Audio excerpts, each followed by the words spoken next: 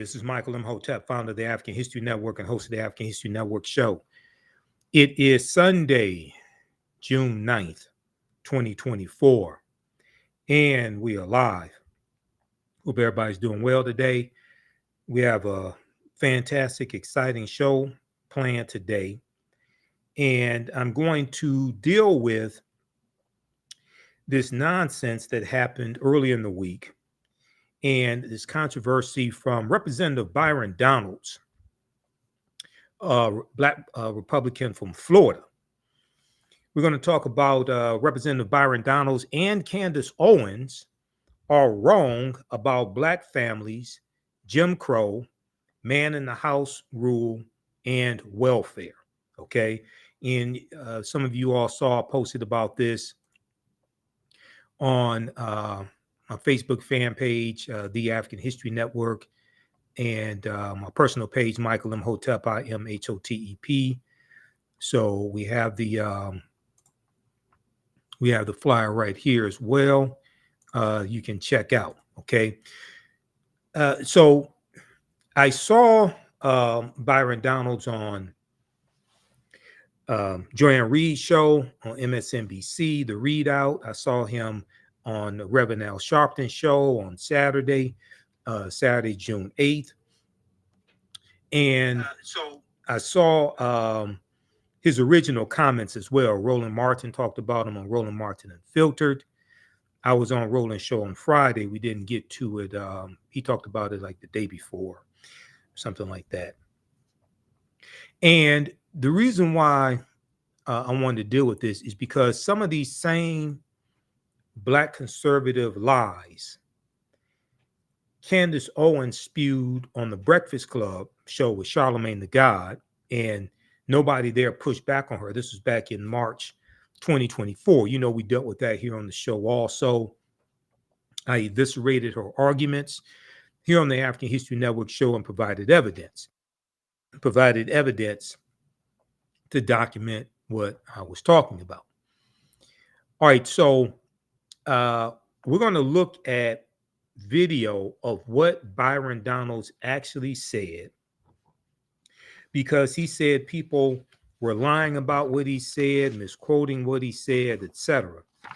Okay, and then we're going to go through and provide this history lesson and show why he said what he said, as well as things Candace Owens has been saying and other Black conservatives, why what they are saying is false. Okay, why what they are saying is false. So one of the first articles, and when I posted about this on Instagram, my Instagram page, Michael Imhotep, I read some articles that talked about this also. Like this is a good one from Politico.com. Byron Donalds expresses nostalgia for the Jim Crow era when, quote, the Black family was together, when the Black family was together. Now, he didn't say he wanted Jim Crow back.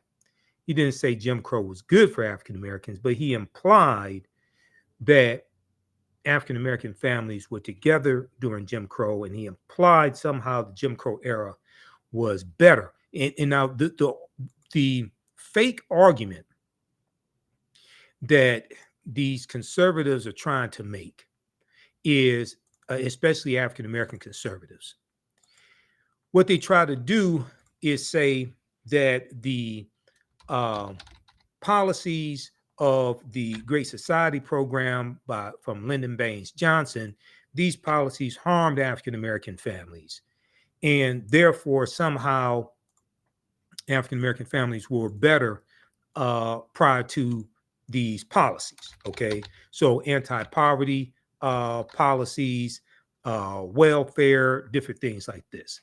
This is the argument that they try to make. Okay, and here's I'm going to go back to. I'll pull up the flyer once again that we have for today's show. This is straight out of the Black conservatives handbook, okay? Because they all make the same argument, and they usually don't provide any evidence to document what it is that they're saying. This is some of the same things that Candace Owens said on the Breakfast Club, and you hear other Black conservatives say similar idiotic things. They don't provide evidence to back it up. Okay, so let's look at this article here from Politico.com. Byron Donalds expresses nostalgia for the Jim Crow era when the Black family was together. The Trump surrogate's comments made during a Black voter outreach event in Philadelphia, a Black voter, this was a Republican Black voter outreach program effort that took place in Philadelphia, when he made these remarks that have gone viral and make he and these other Black Republicans look stupid. It sparked outrage from Democrats, but just outrage from African Americans in general. Now, this is a picture from the event. Now, this is Wesley Hunt, Black Republican from Texas, and Byron Donalds, Black Republican from Florida. Both of them just happen to be married to white women. Okay, I just wanted you to understand this. And you know, Roland and I, when I'm on Roland Martin Unfiltered, sometimes we'll go back and forth talking about these African American Republicans married to white women. And I think some people are missing my argument. The argument I'm making, I'm not saying somebody African American suffers from self-hatred because they marry somebody white or they marry outside of their race. That's not what I'm saying. What I'm saying, and I've been very clear on this, is when you exhibit anti-Black behavior, when you consistently vote on policies and advocate for policies that harm African Americans, and you vote against policies that are good for African Americans, when you have a history of doing that, when you suffer from anti-Black behavior and sentiments, oftentimes that anti-Blackness manifests itself in other ways. One of those other ways could also be in who you choose to marry, and marrying outside of your race, especially if you exclusively date white women. Okay. And also if you marry a white conservative that works in opposition to African Americans and advocates for policies in opposition to African Americans as well. Okay. For like Byron Donalds' wife does, as well as Jenny Thomas, Clarence Thomas' wife. Okay. Now the other thing is all of these Black Republican, all these male Black Republicans in the House of Representatives and the one in the Senate. Well, let's just look at the House. Burgess Owens out of Utah, John James out of Detroit, Wesley Hunt out of Texas, Byron Donald out of Florida, and there's one other one because there's 5 in the House. They're all married to white women. Senator Tim Scott, Black Republican from South Carolina, who's in the U.S. Senate, he's engaged to a white woman. Okay?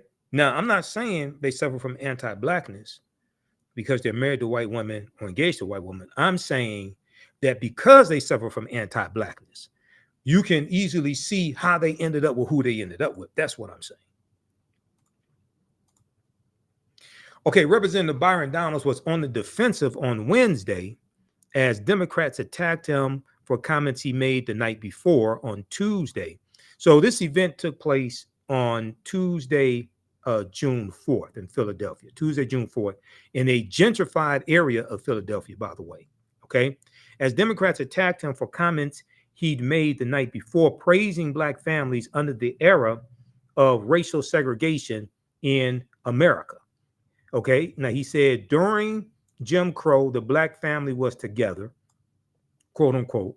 Donald said during a Black GOP outreach event in a gentrifying part of Philadelphia on Tuesday, and he criticized decades-old policies from former President Dwight Eisenhower and Lyndon Baines Johnson for promoting a culture of what they call dependence, promoting a culture of dependence, and saying this made Black people dependent on the government. Now, they don't talk about government subsidies for corporations. They don't talk about government subsidies for white farmers. They don't talk about government subsidies for corporations and Donald Trump's $2 trillion tax cut for corporations. They don't talk about corporate welfare. They don't want to deal with that. Okay. They just want to say, oh, these policies made African Americans dependent. That's false. Quote, during Jim Crow, more Black people were not just conservative, because Black people always have been conservative minded, but more Black people voted conservatively, end quote. This is what he said. Now, this doesn't make any sense right here, because if you actually understand the history of Jim Crow laws in the South, Jim Crow laws were against African Americans voting, generally speaking. So how would they vote? How were most African Americans voting conservatively when they couldn't vote? See, this is the nonsense that these Black Republicans put out. Okay, so let's go and look at the actual video on his Twitter page to actually see what he said. Okay, because we don't want to give the wrong impression of what he said. So I want you to hear what he said. Okay, let's take a look at this. Now, this is his personal Twitter page at Byron Donalds. And this is from, he posted this June 5th. Okay, I think it was June 5th he posted this, because it took place on June 4th. Let's look at this here. I grew up with my mom. My dad and my mom, things didn't work out. As an adult, I look at my father and I say, bro, I don't know what happened, but you my father and I love you. Wow. I don't know what happened. I wasn't there. Wow. But I'm going to tell you this. Growing up, the one thing I knew I wanted to do, and this is not about my father, this is about what I wanted to do, is I wanted to be a father to myself. Wow. And so one of the things that's actually happening in our culture, which you're now starting to see in our politics, is the reinvigoration of Black families with younger Black men and Black women. And that is also helping to breed the revival of a Black middle class in America. You see, during Jim Crow, the Black family was together. That's right. During Jim Crow, more Black people were not just conservative, because Black people always have been conservative minded, but more Black people voted conservatively. And then HEW, Lyndon Johnson, and then you go down that road, and now we are where we are. What's happened in America the last 10 years, and I say it because it's my contemporaries, it's Wesley's contemporaries, you're starting to see more Black people be married in homes, raising kids. It's when you home with your wife raising your kids, and then you look at the world, you're saying, now wait a minute, time out. This does not look right. How can I get something to my kids? It goes back to the conversation of generational wealth. Not just having a job, generational wealth. I'm looking at my kids. How can my kids be on my shoulders when they take off in life? That's what's happening. Okay, so he mentions Jim Crow 3 times, talks about generational wealth. We're going to talk about that because household wealth for African Americans has increased 60% under the Biden-Harris administration. Byron Donalds doesn't want to talk about that.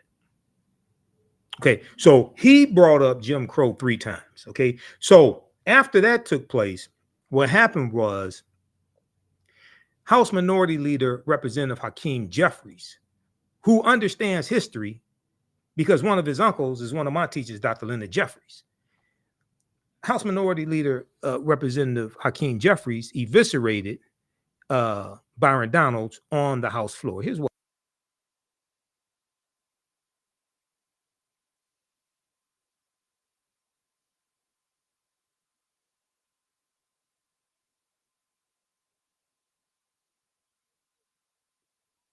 I posted this video on my Facebook fan page, The African History Network, and my Instagram page, Michael Imhotep, Imhotep.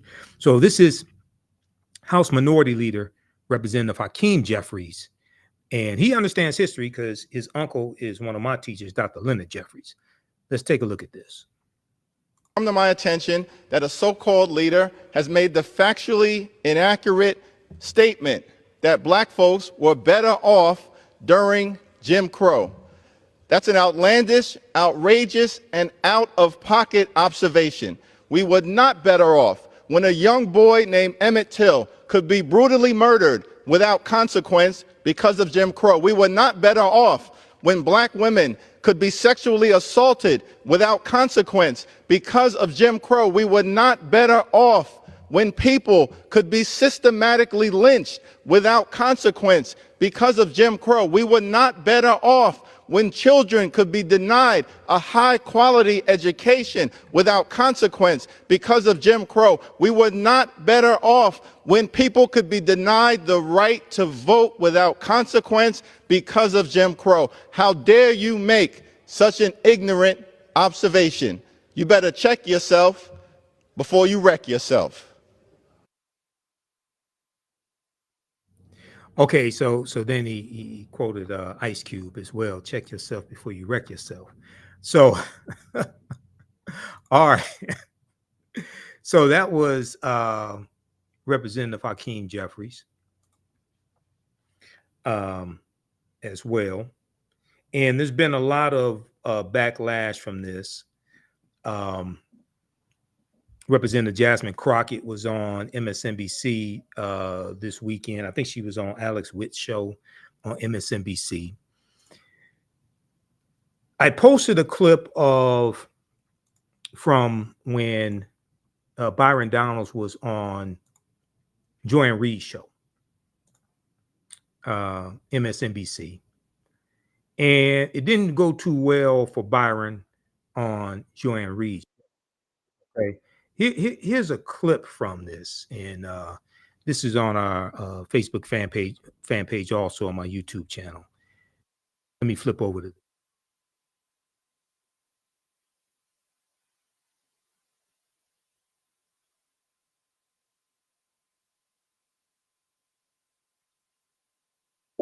Which creates better people.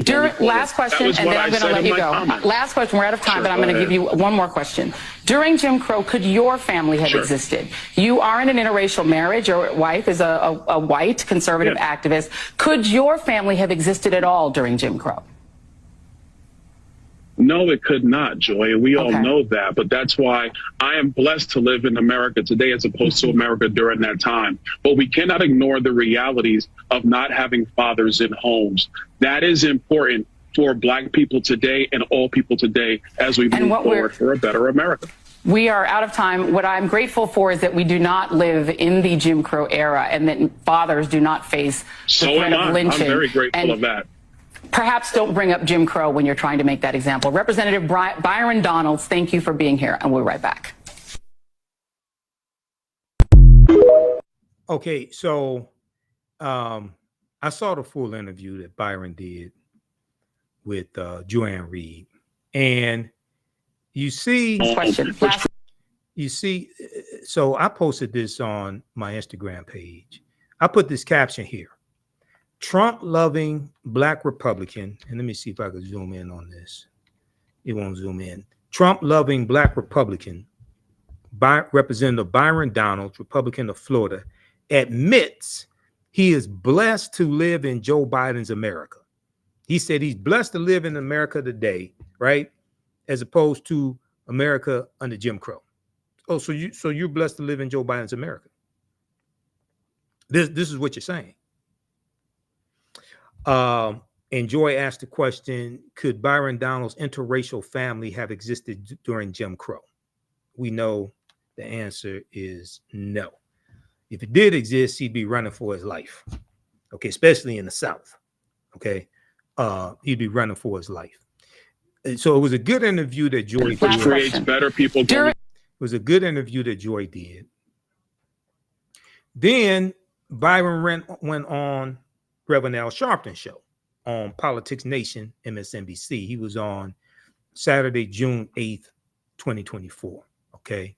And I posted an excerpt of that clip as well. I'm going to show that to you. Also, thanks for all the birthday wishes, because my birthday was Friday, June 7th. So I've gotten couple of probably 300 birthday wishes on Facebook and got a few text messages, things like that. So thanks for the birthday wishes, everybody. Appreciate that. I turned 53. Okay, where did the time go? Okay, so here's a clip of Byron on Politics Nation. Here's a clip of Byron Donalds on Politics Nation with Reverend Al Sharpton from Saturday, June 8th, 2004.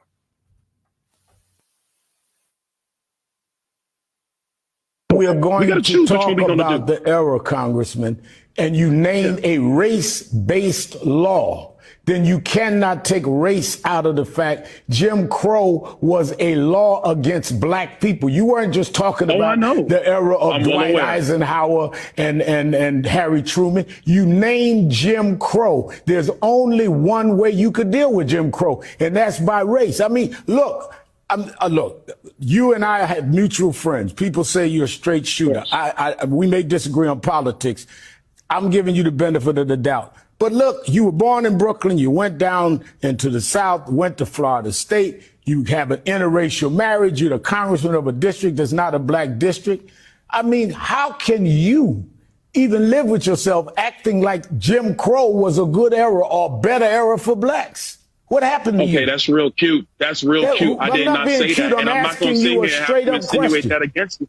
Because right now you're lying about what I said. I did say Jim Crow. I did reference it 3 times. That's not to say that it was better. I never said that. Those words never came out of my mouth. When are you going to get that through your skull and everybody else's skull? I never said that. And the difference between me and a lot of other Republicans, I'm not going to sit here. You said it was better for us. I'm not going to let you under Jim Crow to bring families together. Did you say that? Hakeem Jeffries was lying. The Biden campaign was lying. All right. Go look at my words. So Byron Donalds sounds like Donald Trump. Everybody's lying on me. People setting me up. The B set me up. He sounds like Donald Trump. Okay. But Donalds is the one who interjected Jim Crow.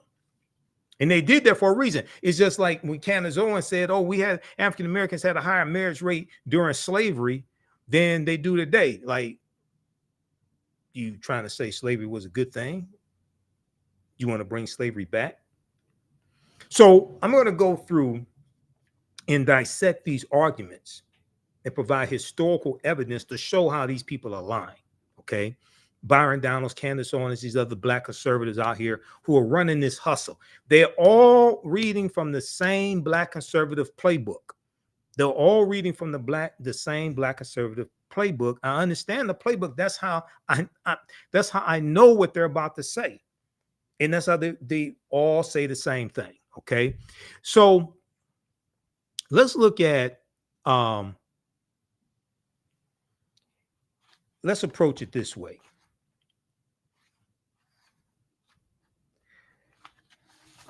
You have them saying things like African Americans had a higher marriage rate prior to the Great Society programs in 1964 and President Lyndon Baines Johnson. And it was these programs, it was the welfare program that pushed African American men out of the homes, things like this. We've all heard variations of this nonsense, right? Okay, so let's look at some evidence. Now, when I did my takedown of Candace Owens, and that video has been viewed over 50,000 times on our YouTube channel, Michael Imhotep, when I did the original video, and then I did a shorter segment dealing with how Candace Owens is wrong about the man in the house rule. That's on our Facebook and YouTube pages. This was one of the articles that I talked about to provide some historical evidence, right?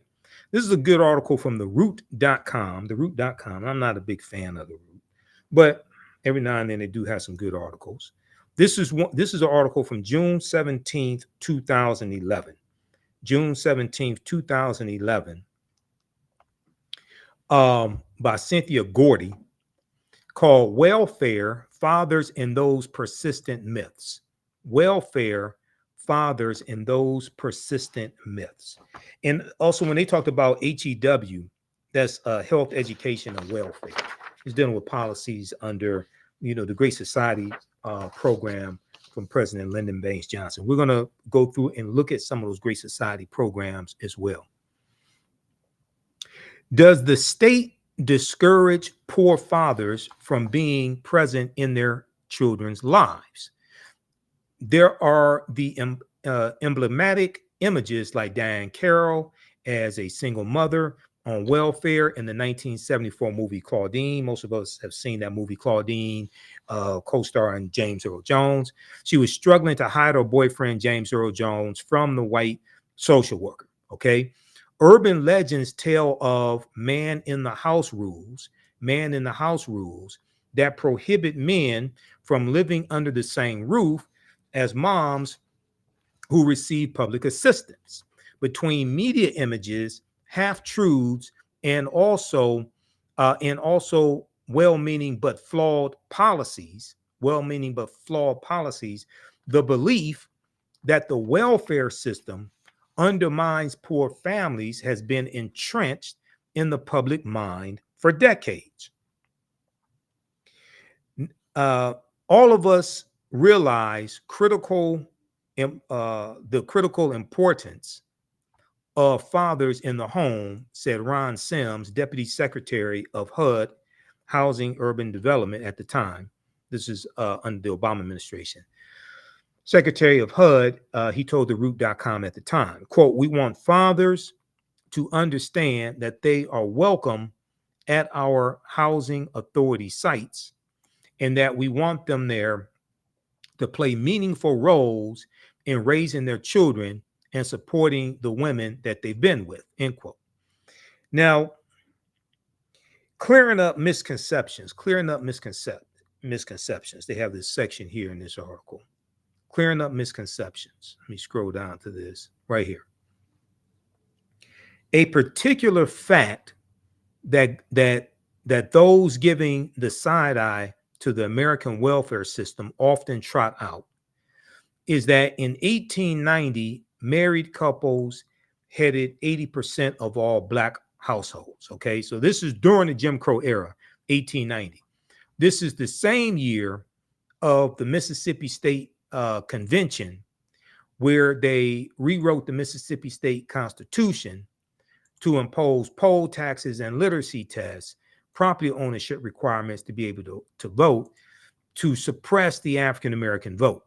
Okay, this is that same year. This is during the Jim Crow era that Byron Donalds said Black families were in the home. See, they all these Black conservatives play from the same playbook.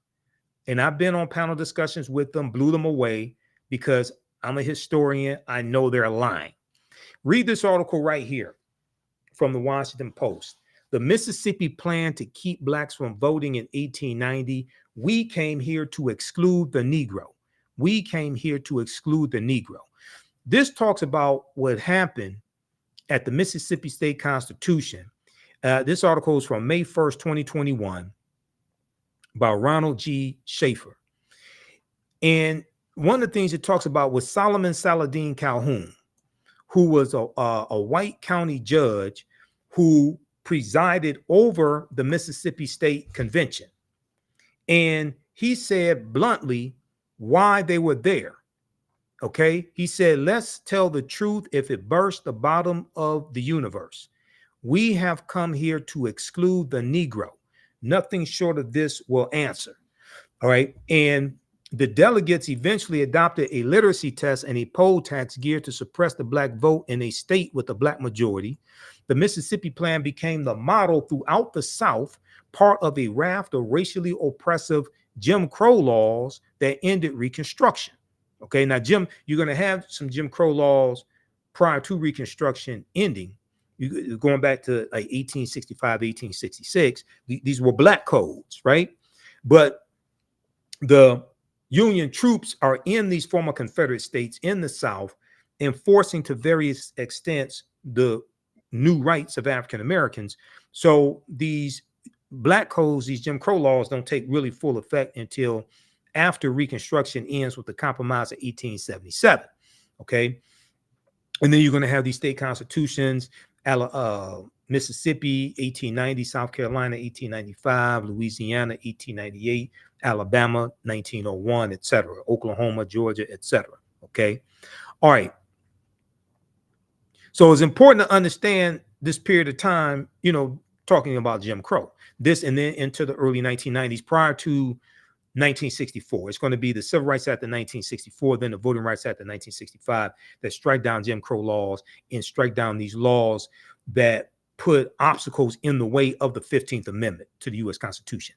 Mississippi's 1890 convention sought to find a way around the 15th Amendment to the Constitution, which gave African Americans the vote. Okay, it guaranteed the 15th Amendment of 1870 guaranteed the right to vote for African American men. African American women did not get the right to vote until the 19th Amendment of 1920, but the majority of African Americans still lived in the South in 1920, 1930, 1940. So the majority of us could not vote in the Jim Crow South, even though Byron Donalds said the majority of us voted conservatively during Jim Crow. Most of us could not vote during Jim Crow. Just 2 decades earlier, the Mississippi State Legislature had made history by electing Hiram Rhodes Revels to the U.S. Senate. That was in 1870. Okay, he was the first African-American member to serve in either house of Congress, but that moment of racial progress quickly vanished. This is Hiram Rhodes Revels right here.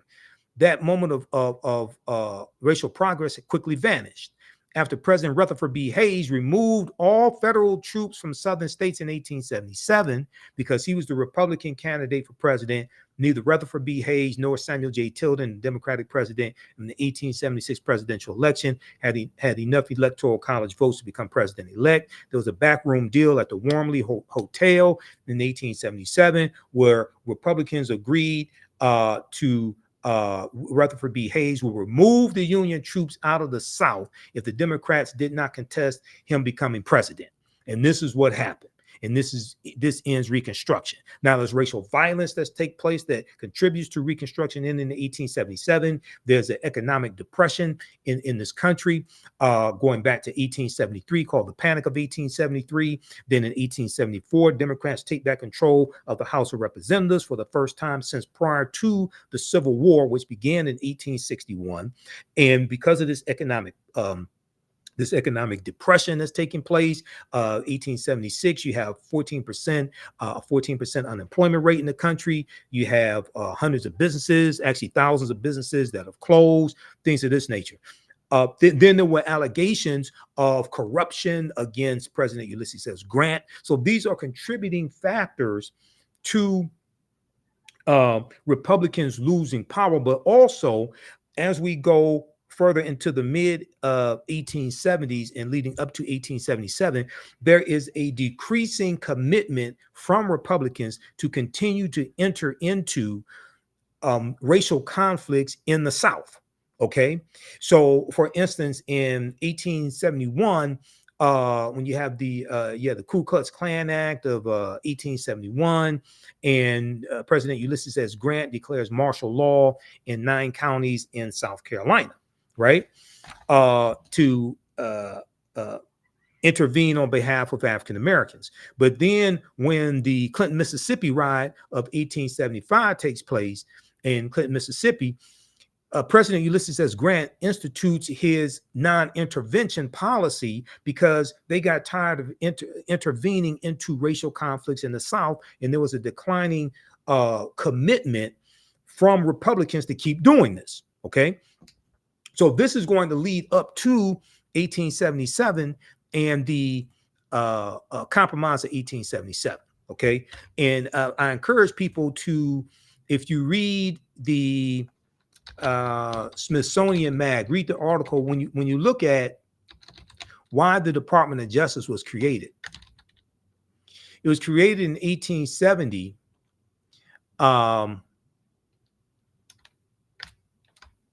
It was created in 1870 during Reconstruction, largely to enforce the new rights of African Americans. And this was created by Congress. The U.S. Department of Justice that still exists today. Merrick Garland is the Attorney General. We know the office of the Attorney General goes back to 1789, but the actual U.S. Department of Justice was not created until 1870. So if we look at this article here from SmithsonianMag.com, official website of the Smithsonian Institute, official magazine website of the Smithsonian Institute, created 150 years ago, the Justice Department's first mission was to protect Black rights. Created 150 years ago, the Justice Department's first mission was to protect Black rights. In the wake of the Civil War,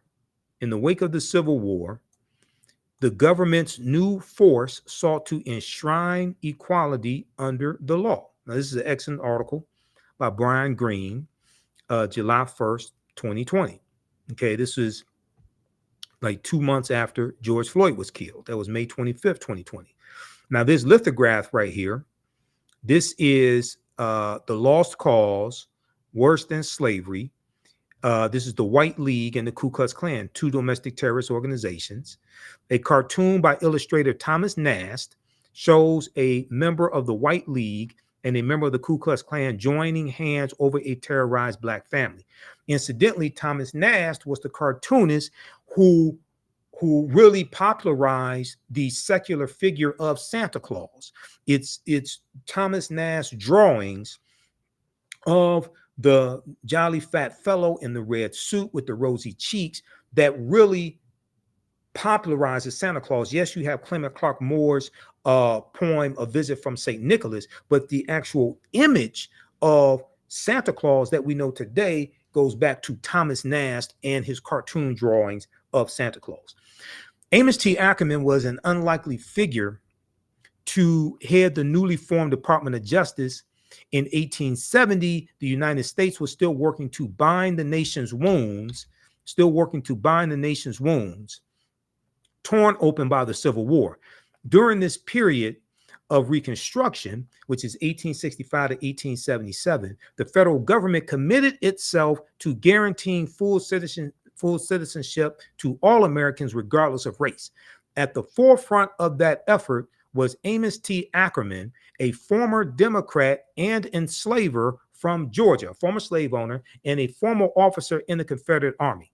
Though the United States had an attorney general since the formation of the government in 1789, none had been empowered with the full force of a consolidated legal team quite like Amos T. Ackerman, and none had the monumental task of enforcing the 14th Amendment of 1868 and the 15th Amendment of 1870 and new legislation delivering long overdue rights to 4 million formerly enslaved Black men and women.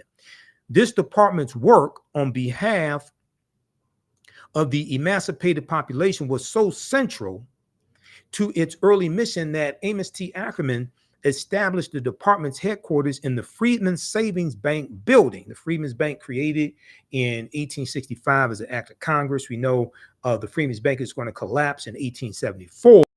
There's mismanagement, corruption. African Americans lose $2.9 million in deposits when the Freedmen's Bank collapsed in 1874. Now, in the immediate wake of the Civil War, which ends for all practical purposes April 9th, 1865, when General Robert E. Lee surrenders to Ulysses S. Grant at Appomattox Courthouse in Virginia, even though the Civil War is still going to go on to a much lesser extent for another 16 months. It ends officially August 1866, when President Andrew Johnson, who succeeded Lincoln when Lincoln was assassinated in April 1865, President Andrew Johnson announces an official end to the Civil War in August of 1866. Even though General Robert E. Lee, even though his army in Northern Virginia was the largest Confederate army, it was not the only Confederate army. Okay, so there was General Joseph E. Johnston of Tennessee. There was Nathan Bedford Forrest, that traitor, Nathan Bedford Forrest, who goes on to become the first Grand Wizard of the Ku Klux Klan in 1867. And Nathan Bedford Forrest also led the Fort Pillow Massacre in 1864, where you had about 200 African-American Union soldiers who were brutally murdered, brutally executed. Many of them shot point blank in the head on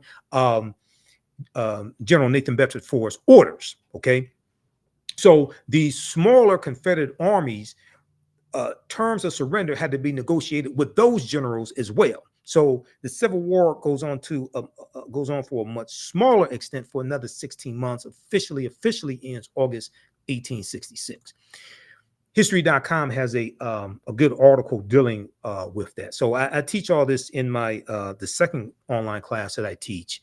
And we have a new course starting up on Sunday, June 23rd, 4 p.m. Eastern Standard Time, 2024. Black resistance movements from the Haitian Revolution, U.S. Civil War, Civil Rights Movement, and Black Power Movement, 1800 to 1968. Okay, so you can register for that at our website, AfricanHistoryNetwork.com, and we'll get you some more information on that as well. How's everybody doing? How you like this type of information? Tavara said, "Happy birthday, brother Michael." Okay, thanks. So hopefully you're learning a lot here, because we're gonna get deep into this. Okay, I'm just warming up. All right, I just did a presentation for the Unity group. I just did a webinar for them from 6 p.m. to 8 p.m. today. So I did 2 hours with them. So now we're here for the African History Network show today. So I'm just warming up. All right. So in the immediate wake of the Civil War, Amos T. Ackerman, a New Hampshireite who settled in Georgia in the 1840s, looked to the future, leaving the Democrats for the Republicans. He left the Democratic Party for the Republican Party and prosecuting voter intimidation cases as a U.S. District Attorney in his adopted state of Georgia.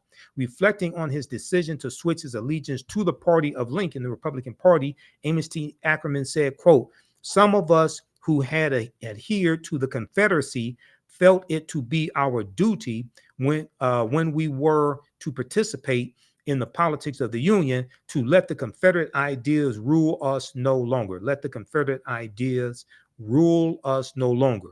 Regarding the subjugation of one race by the other as an appurtenance of slavery, we were content that it should go to the grave in which slavery had been buried," end quote. So what's going to happen is that martial law is going to be declared in 9 counties in South Carolina, okay, by President Ulysses S. Grant. You're going to have the Ku Klux Klan Act of 1870. Let me go to that here. In reaction to the racial violence, Congress passed the Ku Klux Klan Act, which President Ulysses S. Grant signed into law in April 20 of 1871, providing Amos T. Ackerman unprecedented tools to subdue the Ku Klux Klan, okay? Because you're going to have, Lou Faulkner Williams in her book, The Great South Carolina Ku Klux Klan Trials, 1871 to 1872, wrote that the Klan conducted a year-long reign of terror throughout the region, starting with the November 1870 elections, whipping black and white Republican voters. An army general sent down to quell the riots after local police and state troops failed to do so, estimated the Klan numbered more than 2,000 sworn members in York County alone. Okay, this is this is basically in South Carolina. Quote, "The South Carolina Klan, in its fury," Lou Faulkner Williams wrote, "committed some of the most heinous crimes in the history of the United States," quote unquote. The 1910 novel, The Klansman, on which the film The Birth of a Nation is based upon, reportedly draws on these events in York County. So when you see my presentations, see my lectures, and in my class that I teach, when we talk about the movie The Birth of a Nation, right? The movie The Birth of a Nation rejuvenates the Ku Klux Klan. The Klan had largely died out by 1915. The 1915 is the 50th anniversary of the 13th Amendment of 1865, December 6, 1865, which legally ends slavery. And we know the Ku Klux Klan is founded December 24th, 1865 on Christmas Eve, right? About a week after the 13th Amendment is adopted. 13th Amendment is adopted December 18th, 1865. And incidentally, this is when Kentucky and Delaware are going to end slavery. Kentucky and Delaware, which were two of the four border states, and we know the border states of Maryland, Missouri, Kentucky, and Delaware were exempt from the Emancipation Proclamation issued January 1st, 1863, which is why saying Juneteenth was the last day of slavery is a lie, because Kentucky and Delaware didn't abolish slavery until 6 months after Juneteenth, December 18th, 1865, when the 13th Amendment was adopted. See, so this is why some of this, even though it's important to celebrate Juneteenth, and we have to deal with history, economics, law, and politics in our Juneteenth celebrations, and I'll be speaking at some Juneteenth celebrations here in Detroit on June 14th and the 15th. But we have to correct the history of Juneteenth and protect the history of Juneteenth. So the history of Juneteenth is right in this period of time when we're talking about Jim Crow laws and we're talking about the Reconstruction era. You have to understand the history of that period to actually be able to utilize the Juneteenth federal holiday effectively. This can't be Black folks cookout day. This can't be just a day off from work and you get drunk and eat watermelon and eat ribs and hot dogs and hamburgers. This can't be a Black version of the 4th of July. This has to be much more significant, much more important. All right, so long story short, the Birth of a Nation rejuvenated the Ku Klux Klan. All right, and we know that is going to be the second incarnation of the Ku Klux Klan, which is founded in October 1915 by the Reverend William Joseph Simmons after he sees the movie The Birth of a Nation. Okay, and that second incarnation of the Ku Klux Klan is going to have both Democrats and Republicans. Okay, just so people, because a lot of people say, oh, the Democrats created the Ku Klux Klan.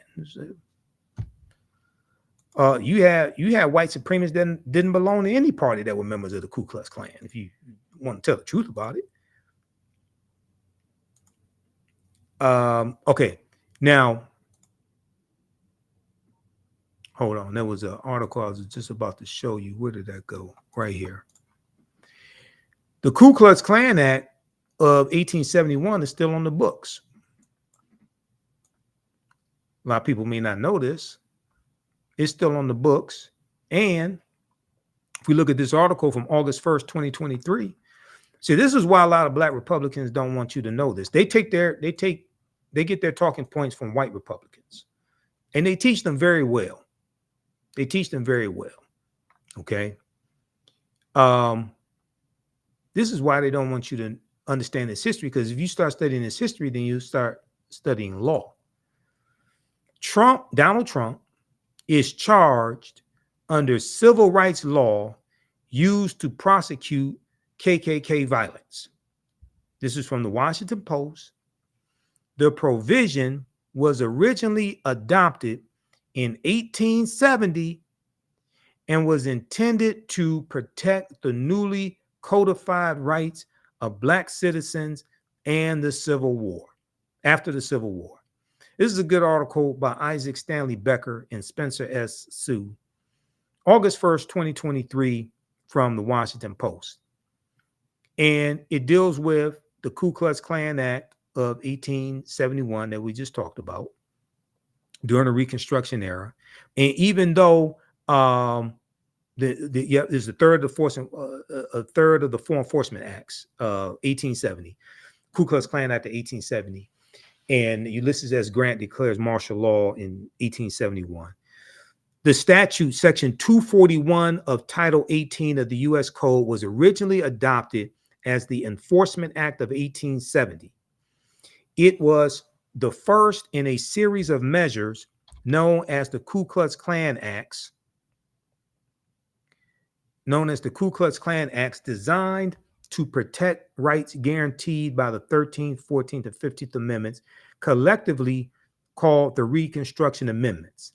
Section 241 makes it a crime to conspire, to injure, oppress, threaten, or intimidate any person, end quote, exercising a right protected by the Constitution or federal law. The 45-page indictment secured by Special Counsel Jack Smith accuses Donald Trump of a conspiracy against the right to vote and to have one's vote counted, end quote, in violation of Section 241. The alleged offense under Section 241 is among 4 counts included in the indictment, which argues that Donald Trump, along with 6 unnamed co-conspirators, eroded trust in the administration of the election and, quote, pursued unlawful means of discounting legitimate votes and subverting the election results, end quote. Those means, according to the indictment, included strong-arming state officials to change electoral college votes won by Joe Biden, and recruiting fraudulent electors in swing states prepared to override the will of voters.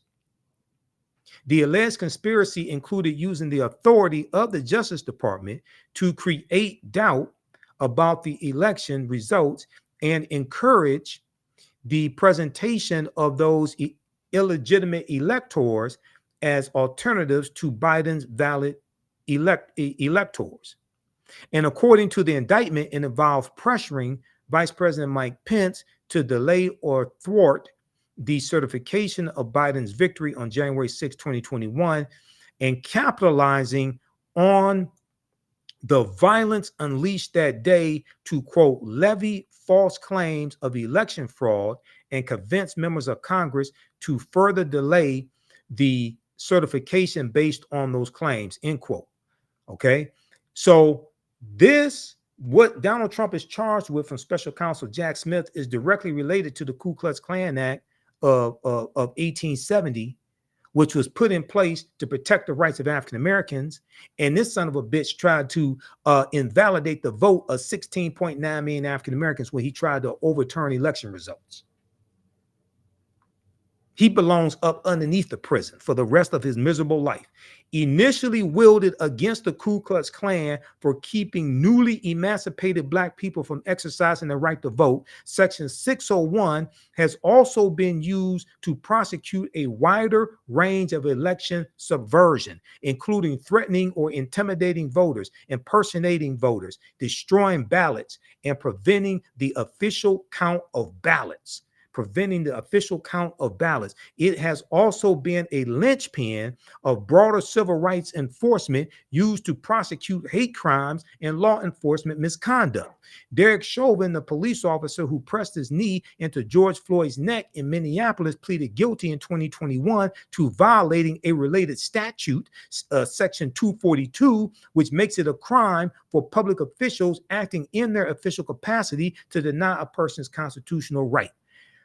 Any Black person who sits up and supports a white supremacist domestic terrorist like Donald Trump is sick, and they either don't understand history and they're lying to you, or they do understand history and they're still lying to you.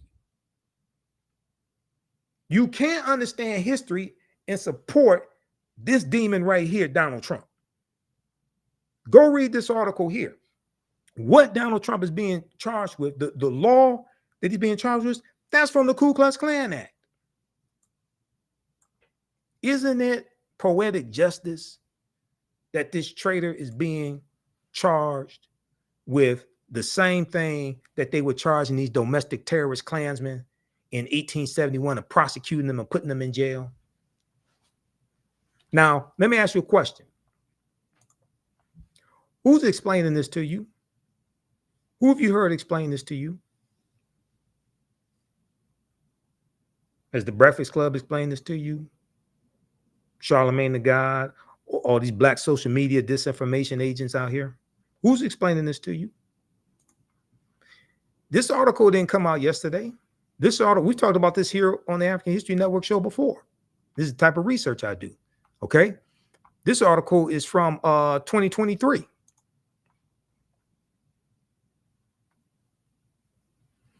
All right, let's continue. But read this article. Trump is charged under civil rights law used to prosecute KKK violence. No wonder MAGA is attacking the way history is taught in schools, and they're attacking affirmative action and diversity, equity, and inclusion, and anything that would teach us to understand the law. Because when I teach about political self-defense, it deals with understanding laws and policies, how they affect African Americans, and how to disarm these people of these laws and policies that they're using to attack us, and how to reverse that and use these laws and policies against them. Politics is the legal distribution of scarce wealth, power, and resources, and the writing of laws, statutes, ordinances, amendments, and treaties, their adoption, interpretation, and enforcement. This is law still on the books right now that goes back to the Reconstruction era. The U.S. Department of Justice was created largely to protect the new rights of African Americans. And if Donald Trump wins the presidency again, he's going to gut and neuter the Department of Justice. They're not going to prosecute police officers. They're not going to enforce a lot of these rights. They're going to weaken the civil rights department of the Department of Justice, and he's going to use the Department of Justice against his quote unquote enemies, who are really people just following the law, holding his crooked ass accountable.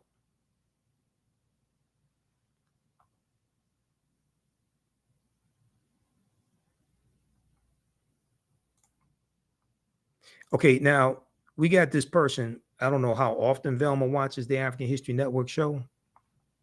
Probably not too often.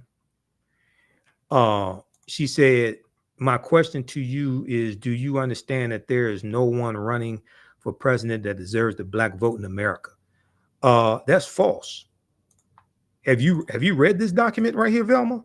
Fact sheet: the Biden-Harris administration advances equity and opportunity for black Americans and communities across the country. This is a 36-page document that takes you through policy by policy. Now, this one was last updated February 27, 2023. I've read the new one that was updated February of 2024. And it's good. See, I don't get into arguments with people that don't understand politics and law.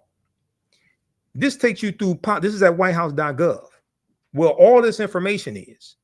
I've gone through and read numerous fact sheets there that break down these policies and show you directly how these policies from the Biden-Harris administration are helping the African-American community. They talk about the bipartisan infrastructure bill. Yeah, but out of 260 Republicans, only 34 voted for it. Only 19 in the Senate and 14 in the House voted for it. Overwhelmingly, all the Democrats in both the House and the Senate voted for it. Yeah, it was bipartisan, but only 34 out of 260 Republicans voted for the bill, the $1.2 trillion infrastructure bill, the $1.9 trillion American Rescue Plan that lifted 1 million African-American children out of poverty, okay, that saved the U.S. economy. No Republicans in the House or the Senate voted for the bill. Implementing robust regulatory reform to reverse because Donald Trump either got rid of or greatly weakened 100 environmental policies that were held over from the Obama administration and previous administrations, and environmental racism, climate change, and environmental issues disproportionately negatively hurt African Americans. Black-owned businesses, you see the fastest rate of African American-owned businesses being created in 30 years. The lowest unemployment rate in history of African Americans in April 2023, when it dropped down to 4.7%. I was looking at that earlier today. 15 million jobs created, 2.6 million jobs for African Americans. The president's economic agenda has led to a historically low unemployment, including among Black Americans. That's true. Lowering energy costs, the Inflation Reduction Act, because African Americans are disproportionately harmed by the temperatures in our communities being higher temperatures because of climate change. So the Inflation Reduction Act it reduces energy costs. And this is the first really large bill to fight against climate change. Making home efficiency upgrades more affordable, creating economic opportunities and good paying jobs, supporting unions. One of the things Biden did was he signed an executive order that required at least $15 an hour to be paid for all federal employees and contractors. African Americans are 18.4% of the federal workforce. That gave a lot of them raises. Provide relief to farmers. The Inflation Reduction Act includes $5.3 billion that will provide relief to tens of thousands of farmers. Of that money, $3.1 billion will help distressed borrowers pay off their farm debts without ultimately taking the land or making the farmer ineligible for future assistance. An additional $2.2 billion will go to farmers who have suffered discrimination by the USDA farm programs, making critical investments in Black families and communities in the American Rescue Plan that no Republicans in the House or the Senate voted for. Historic expansion of the child tax credit, cutting child poverty to record lows for Black children.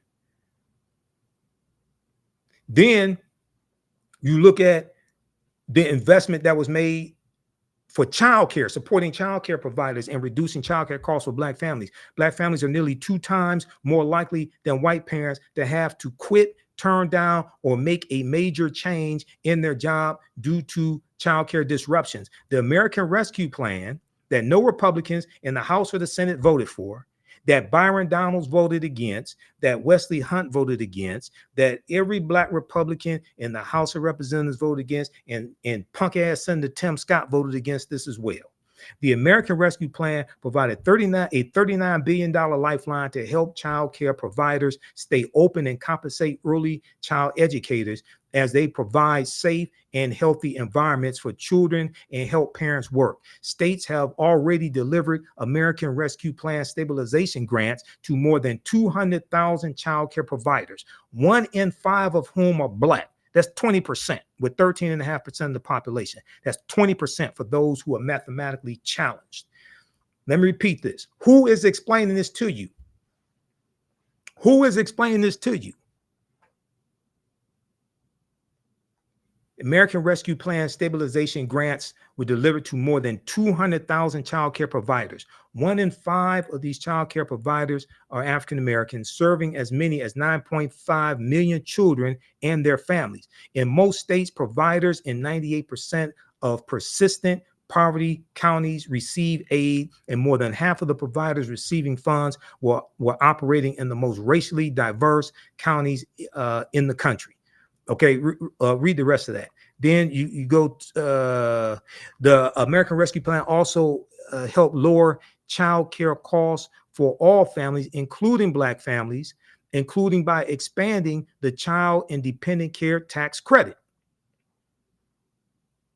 The American Rescue Plan tripled the earned income tax credit for 17 million workers without dependent children.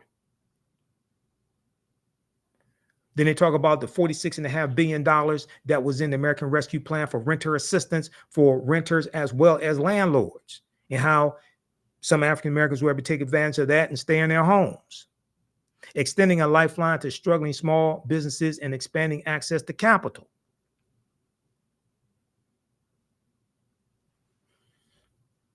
All right, so read the rest of this. This is a 36-page document here. It goes through category by category, policy by policy, and shows you how these policies are helping the African American community. Now, go look at what Republicans are talking about.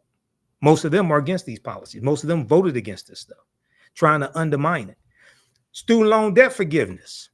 You have like over 5 million people that receive student loan forgiveness, about $163 billion now. Okay. It would have been more But Donald Trump's 6-3 conservative Supreme Court struck down Biden's executive order on student loan forgiveness that would have moved 500,000 African-American families from a negative net worth to a positive net worth, because Republicans don't support student loan forgiveness. Now, they supported forgiving the personal protection loans for COVID, because some of them got those loans. Some of them got loans forgiven for $100,000, $200,000, $300,000. Some Republicans in Congress.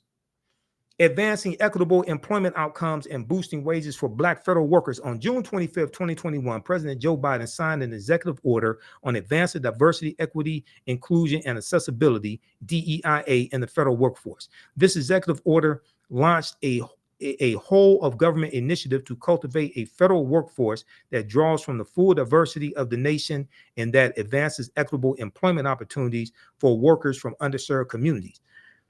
Okay, right here. This is what I was talking about.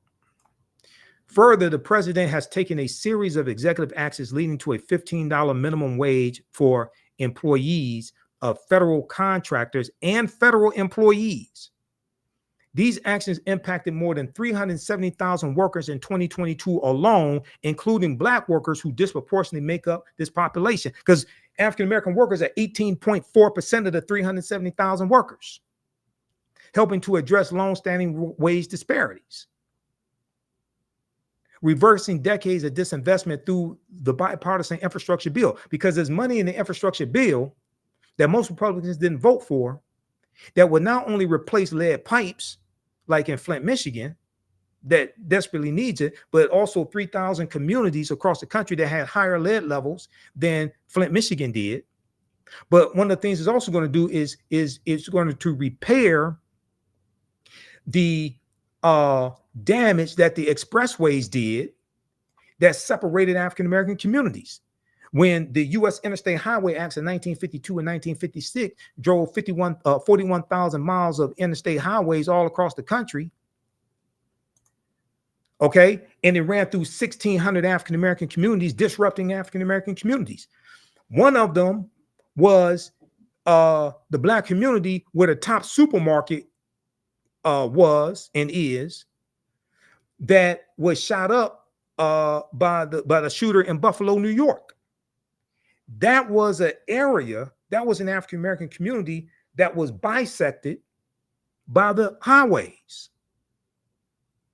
One of the things that this $1.2 trillion infrastructure bill is doing, because 56,000 is over $400 billion so far that has funded 56,000 construction projects across the country. They have information about that at whitehouse.gov. One of the things that this infrastructure bill is going to do is reconnect Black neighborhoods divided by legacy highway infrastructure. Now, you got a lot of Republicans that don't want to even acknowledge the damage the expressways did. And most Republicans did not vote for the infrastructure bill. Now, they're there at the groundbreaking in their district and in their state, and at the ribbon cutting, the groundbreaking, all that, smiling and grinning, but most of them voted against this bill that provided the funds for the infrastructure project that's in their district.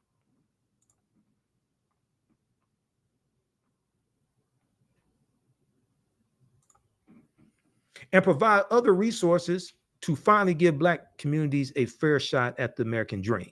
So we need this and more, yes, but most Republicans voted against what you got and will nullify it and take it away if they take back full control of the Senate, expand their margins in the House, and take back the White House. During the 20th century, federally funded infrastructure projects too often segregated and harmed low-income communities, especially predominantly Black neighborhoods. Construction of the federal highway system, in particular, cut off once thriving Black communities from resources and opportunity. The bipartisan infrastructure law that only 34 Republicans out of 260 voted for launched a new Reconnecting Communities program, which will invest $1 billion to help reconnect communities that were previously cut off from economic opportunities by transportation infrastructure. In addition, the Inflation Reduction Act includes $3 billion for the Neighborhood Access and Equity Grant Program to help advance transportation projects in disadvantaged or underserved communities. Over the past year, Department of Transportation has awarded grants to multiple projects to reconnect communities, including an interstate capping project in Atlanta, a Greenway project in St. Louis, and the I-375 Detroit Community Reconnection Project right here in Detroit, right near where I live. Read the rest of this. Assisting black landowners in resolving title issues.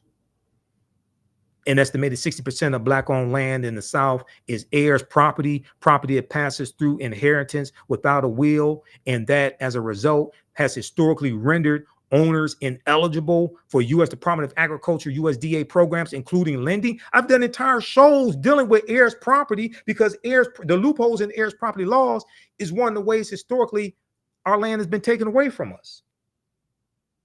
That and overtaxation, because about a month ago, we did the show when we talked about Andrew Carl's new book that deals with how African Americans, since like the Reconstruction era, have been overtaxed by $600 billion.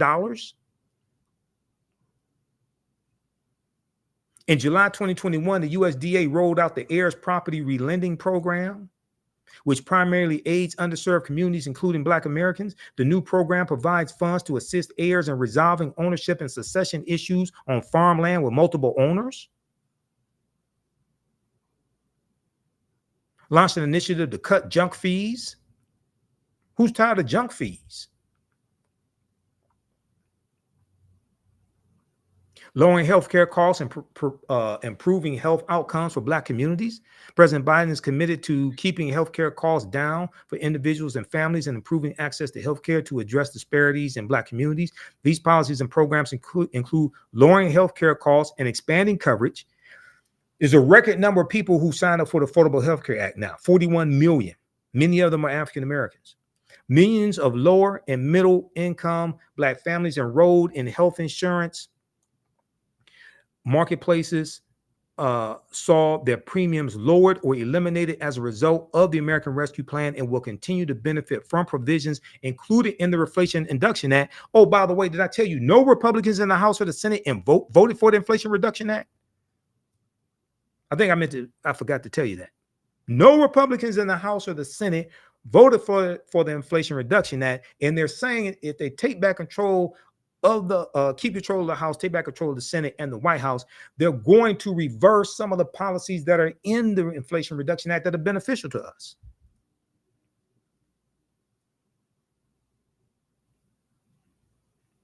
Almost 3.9 million Black people were uninsured in 2019 before President Biden took office, and over 570,000 Black people fell into the Medicaid coverage gap and were locked out of coverage because their state refused to expand Medicaid under the Affordable Care Act. Like a lot of Republican-controlled states, a lot of them refused to expand Medicaid. Then the administration's efforts to expand access to coverage has driven the uninsured rate to historic lows, with more than 3.6 million people gaining coverage during last year's record-breaking 16.3 million American Care Act enrollment period. I haven't even talked about the $16 billion that HBCUs got from 2021 to 2024, which is a record amount of funding from any administration. I haven't even talked about that. Protecting Black maternal health. The administration is also committed to protecting Black moms and improving maternal health outcomes, including addressing unacceptably high rates of maternal mortality and morbidity that disproportionately impact Black mothers and families. They go through and deal with that as well. So read this, because I don't have time to get through all this.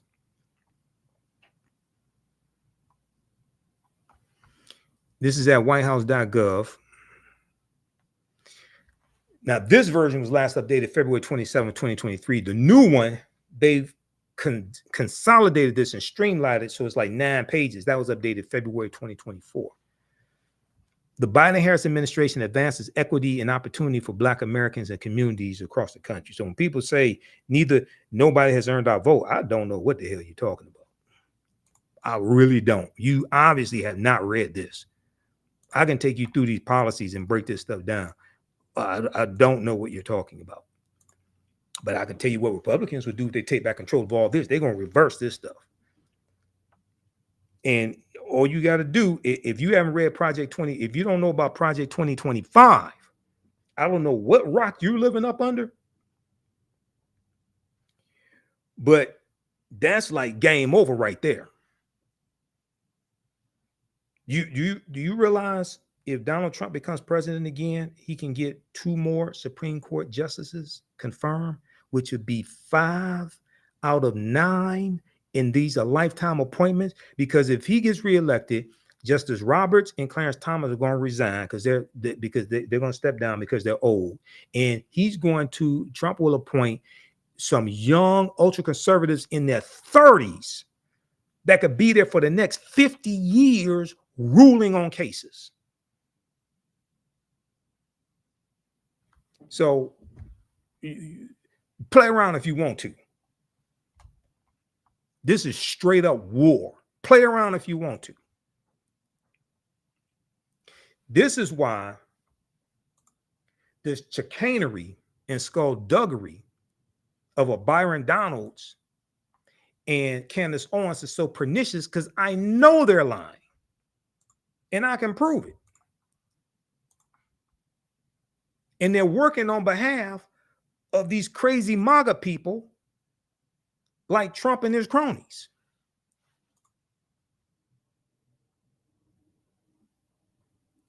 Okay, let's continue here.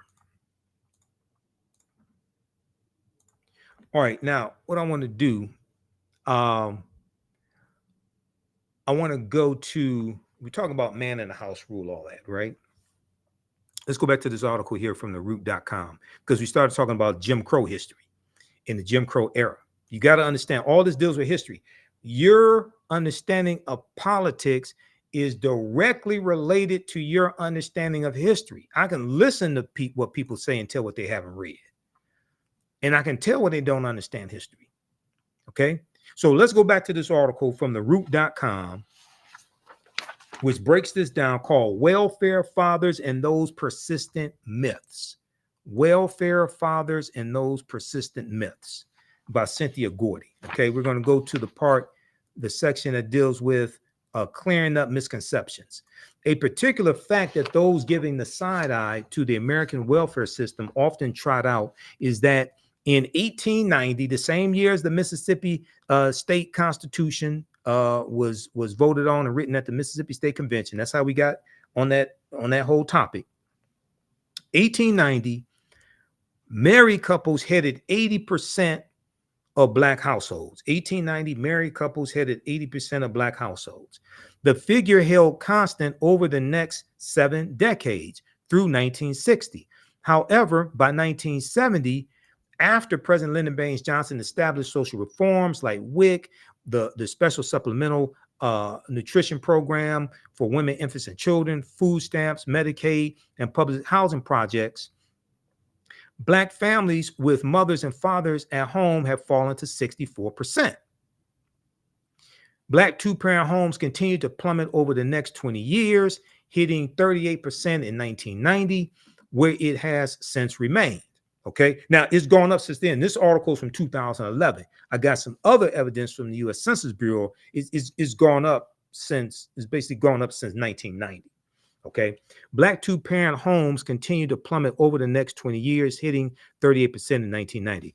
But Andrew Billingsley, a sociologist, acclaimed for his pioneering work tracing the African-American family, attributes the abrupt change in family structure not to welfare policies, but to rising unemployment. Not to welfare policies, but rising unemployment. He's absolutely correct on this. I talked about this when I went through and deconstructed and destroyed Candace Owens' Breakfast Club argument. Quote, what happened in the mid-1950s were technological changes that abolished unskilled jobs that most Black men could do and created high-tech jobs that they couldn't do. Okay, he's absolutely correct on this. Okay, and I've talked about this before. What happened in the mid-1950s were technological changes that abolished unskilled jobs that most Black men could do and created high-tech jobs that they couldn't. Andrew Billingsley, sociologist, told TheRoot.com, explaining that the advent of efficient goods-producing machines drove millions of Black men out of the stable blue-collar workforce. Quote, that's what kept Black families from getting and staying married, not the welfare system. To say otherwise is a misunderstanding of the data, and it's a misreading of history, end quote. He's absolutely correct. I'm going to show you some more evidence on this. On the subject of common misconceptions about public assistance, HUD, Housing and Urban Development, would like to clarify that there is no public housing eligibility requirement that excludes couples. There is no public housing eligibility requirement that excludes couples. Some states used to apply such regulations, but the U.S. Supreme Court struck down those regulations in 1968. Uh-oh. Whitney Houston, we have a problem. So now, why didn't Candace Owens tell you this on the Breakfast Club interview? Why didn't Byron Donalds tell you this when he was sitting there in Philadelphia smoking a cigar with Wesley Hunt, talking about Jim Crow? And our families were together in Jim Crow. Why didn't Byron Donalds tell you about this? Why didn't Larry Elder and all these other Black conservatives out here? Why don't they tell you? And Senator Tim Scott? Because they all read from the same playbook.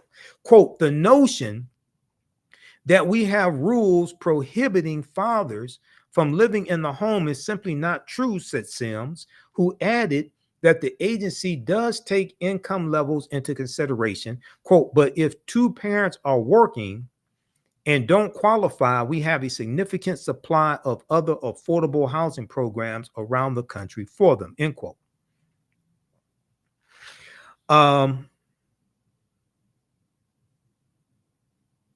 Another idea swirling around is that people convicted of crimes are not eligible for public housing. Quote, under the national policy, there are only two crimes for which we prohibit anyone from coming in, and that's if you sold methamphetamine. Now, this is as of 2011 when this article came out. I'm not sure if this has been updated. The policy: if you sold methamphetamine, or if you are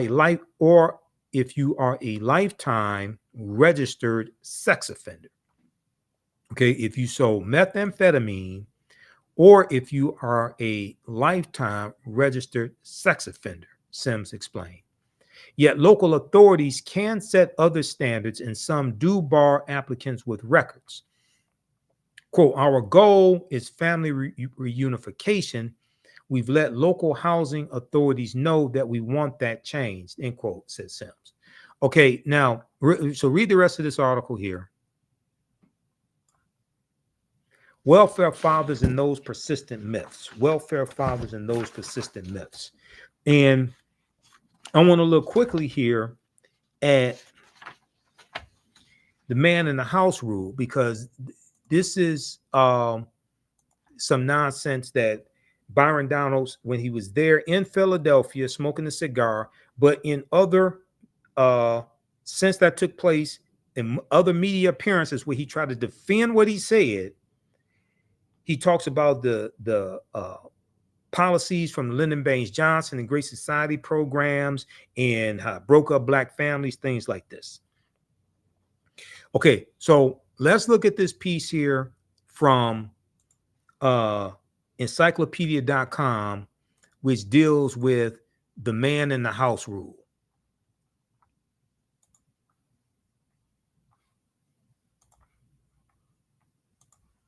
Let me grab this right here. Just a second.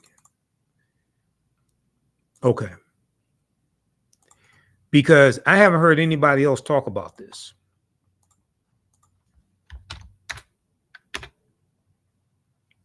Man in the house rule, a regulation that was formerly applied in certain jurisdictions that denied poor families welfare payments in the event that a man resided under the same roof. Now, keep in mind, like I just said, this was struck down by the U.S. Supreme Court, 1968. Nobody talks about this. I don't understand why. Before we go to that, I want to remind you, if you like this type of information, give us a thumbs up, give us a heart, give us a like. You can register for my online history courses, and you're going to learn so much. If you learn a lot from this broadcast here, you're going to learn so much from my online history classes. Visit our website, AfricanHistoryNetwork.com, AfricanHistoryNetwork.com. I'm speaking at the Juneteenth celebration taking place at the Motown Museum, Jubilee Detroit weekend. Visit JuneteenthJubileeDET.com. Friday, June 14th, event is 6 p.m. to 10 p.m. So I'll be speaking for a little bit there, giving a brief history of Juneteenth. Dancing in the Street, Motown Museum, 2648 West Grand Boulevard, Detroit, Michigan. We have the information at our website, AfricanHistoryNetwork.com. Then Saturday, I'm on a panel discussion at 3 p.m. The event is 12 noon to 6 p.m. Saturday, June 15th, 2024. Liberation for Life at the Joseph Walker Williams Community Center, 8431 Rosa Parks Boulevard, Detroit, Michigan. A family fun day to promote health, wealth, and education. And then Sunday, June 16th, 12 noon to 6 p.m. Freedom Festival, Eastern Market District. I'll be there as well. I probably won't be speaking there. I'm speaking Friday and Saturday, but we'll see what happens Sunday. Okay, so we have the information at our website, AfricanHistoryNetwork.com. Visit Juneteenth Jubilee DET.com for more information. My Saturday class is Ancient Kemet, the Moors, and the Ma'afa. Understanding the transatlantic slave trade, what they didn't teach you in school. We deal with thousands of years of history, what leads up to transatlantic slave trade taking place. You can register right now for it and watch the previous class sessions. We do the sessions live. All the sessions are archived and recorded. You can go back and watch it anytime. Even after the course is over with, you still have full access. Our next class is Saturday, June 22nd, 4 p.m. Eastern Standard Time. Click right here to register here. We have the class lesson plan here that you can download, and it goes through and gives an overview of the topics for each class. We look at 200 slides that I put together, 80 to 100 articles. There are 15 books that we reference. You don't have to buy any books to follow along in class. Then the second class that I teach that's starting up Sunday, June 23rd, 2024, 4 p.m. Eastern Standard Time, Black Resistance Movements from the Haitian Revolution, U.S. Civil War, Civil Rights Movement, and Black Power Movement, 1800 to 1968. Okay, we go through and look at this history chronologically, year by year, and look at what leads to the Civil War taking place. We studied the Reconstruction era, Jim Crow era, Civil Rights Movement, Black Power Movement, 1800 to 1968, to look at what happened to us after slavery ended, what were the laws and policies put in place to bring us to where we are today, to understand where we need to go from here. So you can register for this class is on sale, $80. Then we have the course bundle. Click right here, register for the course bundle. You get both classes. Also, the course bundle that is $120, okay, for both classes. All right, click right here for the course bundle. Okay, so let's look at this here. Man in the house rule. Also, if you want to support the African History Network, you can do that through Cash App and PayPal. We definitely need your support. This helps us to keep doing the research, pay some of the bills, pay for these services that I use. It's not free to do what I do. It's not free to do the research that I do. $ TheAHNShow through Cash App and through PayPal, paypal.me/TheAHNShow. Click right here, Cash App, and this has our QR code. These other ones here are fake African History Network Cash App accounts that I'm trying to shut down There's about 5 fake ones out there. This is ours. When you go to it, it'll say Michael. It'll probably show my picture there. But we have the link right here on our website. So, you know, you're dealing with me. Okay. So let's look at this here. Man in the house rule. And this is from encyclopedia.com.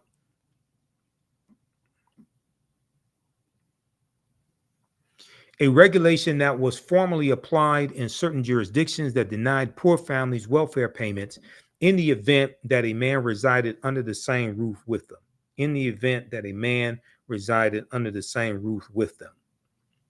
Under the man in the house rule, a child otherwise qualified for welfare benefits was denied those benefits if the child's mother was living with or having relations with any single or married able-bodied male.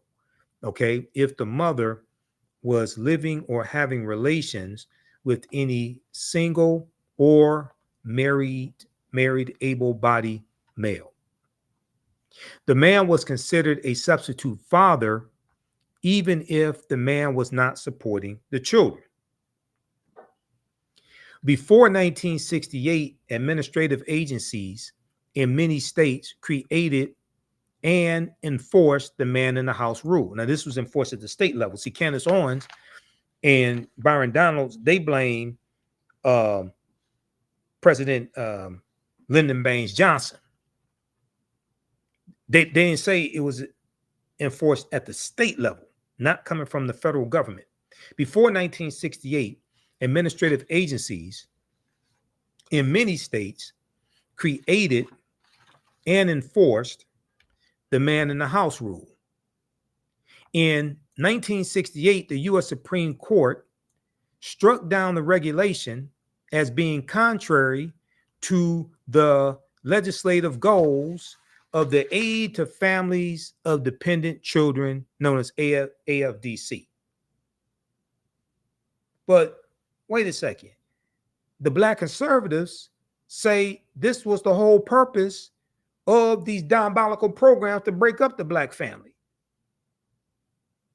The U.S. Supreme Court in 1968 struck down the regulation as being contrary to the legislative goals of Aid to Families of Dependent Children program, AFDC. The AFDC program was established by the Social Security Act of 1935. We're coming to that in just a minute because we're coming to look at the Great Society programs that these Black conservatives keep lying about that helped a whole lot of poor-ass white people. The AFDC program, established by the Social Security Act of 1935 under President Franklin Delano Roosevelt, and that was to help white people. This provides benefits to keep the children of impoverished parents. In the U.S. Supreme Court case of King versus Smith of 1968, the U.S. Supreme Court entertained a challenge to the man in the house rule brought by the 4 children of Miss Sylvester Smith, a widow. These children were denied benefits by Dallas County, Alabama. Alabama is one of the poorest states in the country. Red state, former Confederate state, Alabama. The red states, these are the poorest states in the country. Okay? Alabama, Mississippi, all these former slaveholding states. These children were denied benefits by Dallas County, Alabama welfare authorities based on their knowledge that a man named Williams was visiting Smith, Miss Sylvester Smith, on weekends and had sexual relations with her. The children of Miss Smith filed a class action lawsuit in federal court on behalf of other children in the state of Alabama who were denied benefits under Alabama's substitute father regulation. This regulation considered a man a substitute father if he lived in the home with the mother he visited the home frequently for the purpose of living with the mother, or he cohabitated with the mother elsewhere. King, citing Alabama Manual for Administration of Public Assistance, testimony in the case revealed that there was some confusion among the authorities on how to interpret the regulation. One official testified that the regulation applied only if the parties had sex at least once a week. Another official testified that sex every 3 months was sufficient. And still another official placed the frequency at once every 6 months. So there's confusion among the officials of how frequent the sex had to be. According to the High Court, U.S. Supreme Court, Congress did not intend that the AFDC program required children to, quote, look for their food to a man who is not in the least obliged to support them, end quote. The court maintained that when Congress used the term parent in the Social Security Act of 1935, which was for white people, it was referring to, quote, an individual who owed to the child a state-imposed legal duty of support, end quote. Ultimately, the U.S. Supreme Court, the highest court in the land, in 1968 struck down the man in the house rule by holding that under the AFDC provision in the Social Security Act, quote, the destitute children who are legally fatherless cannot be flatly denied federally funded assistance on the transparent fiction that they have a substitute father. So what this means is Byron Donalds and Candace Owens and these other black conservatives out here lying and buck dancing, they're lying. And they're never going to tell you that the law that they're citing was struck down by the U.S. Supreme Court in 1968. I think they're going to get kicked out of the Black Conservative Club if they tell the truth. I think all their privileges are going to be taken away from them. They're going to lose their shows and their little privileges. Their white wives may divorce them. They're never going to tell you this. Go read that article that gets deep into this case. Okay, so you had that struck down 1968, right? Then they talk about the Great Society programs, welfare. Okay, all these black people are lazy. They don't want to work. Welfare system, like I said before, that was created for white people. The welfare system was not created by Lyndon Baines Johnson. That goes back to 1935 during the Great Depression.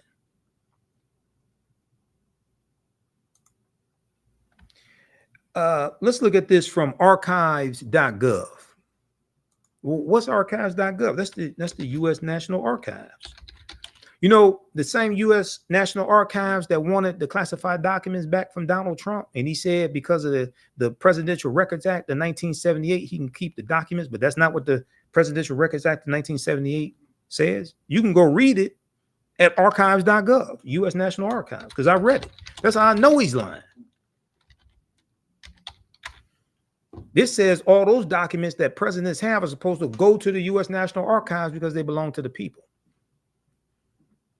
If there's some documents that he has to keep or something, or what have you, or if he needs documents for, like, to write a book, there's a process to go through to keep documents temporarily or something like that. You can't just say the Presidential Records Act says I can keep these documents, therefore you keep it, and then you ignore subpoenas from the National Archives. You just ignore that stuff. No.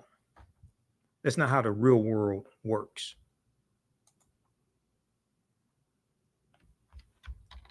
Okay, Social Security Act 1935.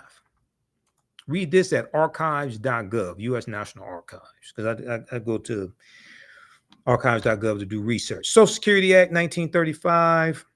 On August 14th, 1935, the Social Security Act established a system of old age benefits for workers, benefits for victims of industrial accidents, unemployment insurance, and aid for dependent mothers and children, persons who are blind, and persons with disabilities.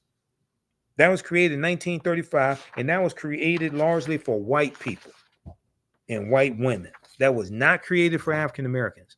Before the 1930s, the support for the elderly was a matter of local, state, and family concern. On January 17th, 1935, President Franklin Delano, not Delano, Delano, Delano, Roosevelt sent a message to Congress asking for Social Security legislation. The same day, Senator Robert Wagner of New York and Representative David Lewis of Maryland introduced bills reflecting the administration's views. Okay, so read the rest of this here. This deals with the welfare system that the Black conservatives say was created by President Johnson. That was created during the Great Depression, and that was part of the Social Security Act of 1935. And that was for white people.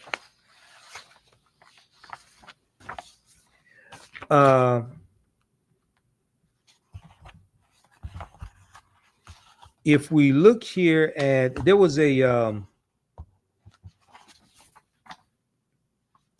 really good article by thegrio.com, Michael Harriot at the Grio. And I'm not a big fan of Michael Harriot at the Grio.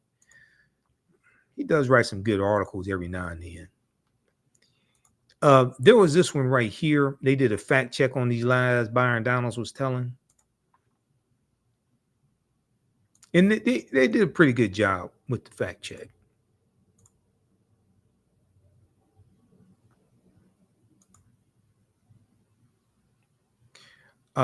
This article right here.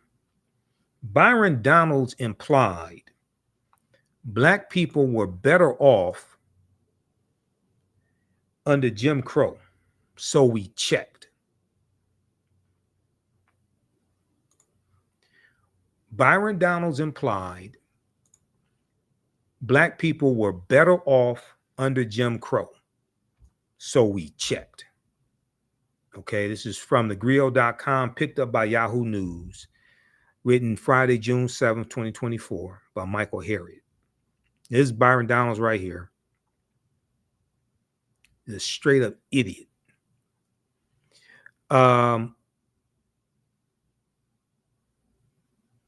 Let's see. Byron Donalds voted to overturn election results in 2020.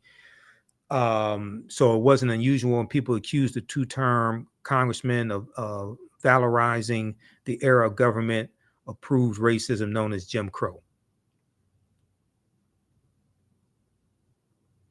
Okay, so they go through and break down, do some fact checking here.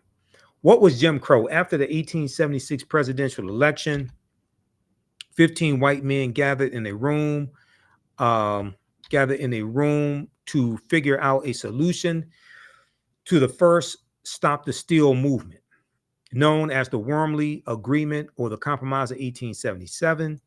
5 Supreme Court justices, 5 senators, and 5 representatives awarded the presidency to the Republican candidate Rutherford B. Hayes in exchange for ending the Reconstruction era. The concessions included a specific accommodation that the federal government would stop forcing former Confederate states to recognize the constitutional rights of Black citizens. Now, notice how none of these Black conservatives want to tell you that the Republican Party turned their backs on African Americans. And this is one of the reasons why Reconstruction ended. Because the Republicans sided with the Democrats and said, if you let Rutherford B. Hayes become president, He removed the Union troops out of the South. Therefore, you can take back control of the governments and you can do whatever you want to do. None of these black MAGA conservatives / Republicans, notice how none of them tell you this. This is documented history. Legislatures in northern and southern states immediately created a series of racially discriminatory policies that became known as Jim Crow laws. For 100 years, from the end of race-based slavery until the passage of the Civil Rights Act in 1964, every black person in America lived under this constitutionally enforced government-approved system of white supremacy. Because of Jim Crow, the black codes created after emancipation were now the law of the land. Segregated schools were mandatory under Jim Crow. Under Jim Crow, it was perfectly fine to disenfranchise black voters and ban non-white people from living where they wanted. Jim Crow excluded black taxpayers from using facilities built and maintained with their tax dollars. Like, for instance, you couldn't use, generally speaking, you couldn't use the public library. Public library was for white people, but your taxpayer dollars are funding the public library. You may not have been able to be a police officer or work in city government, but your taxpayer dollars are funding city government and paying for the police officers. Or you can serve as a fireman. Couldn't work for the fire department, but your taxpayer dollars are funding the fire department.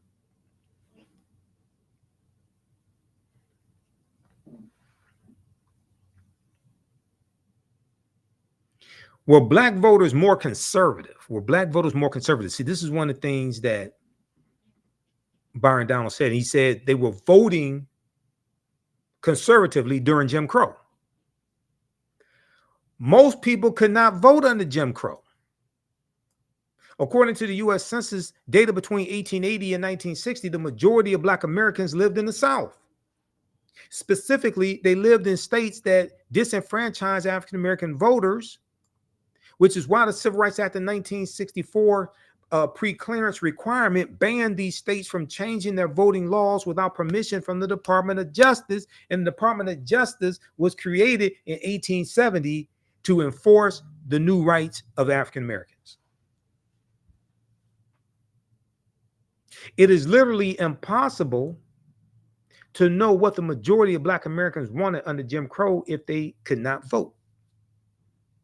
Even if one counted the votes of the black people who did vote, there was never a moment in the history of this country when the majority of black voters supported conservative politics, not as a whole. Not as a whole. What do you call it conservative? Because, see, if what's interesting, Donalds really doesn't understand history, okay?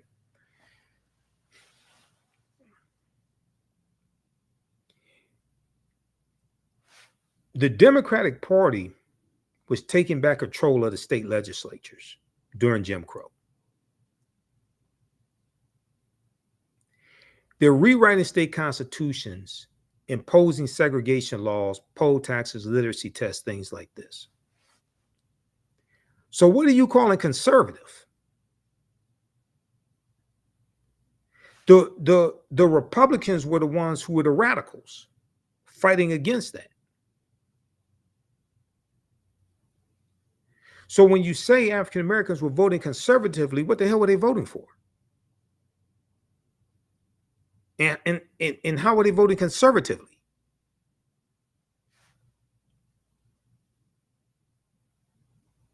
Were you saying they're voting for laws to oppress them and suppress their vote?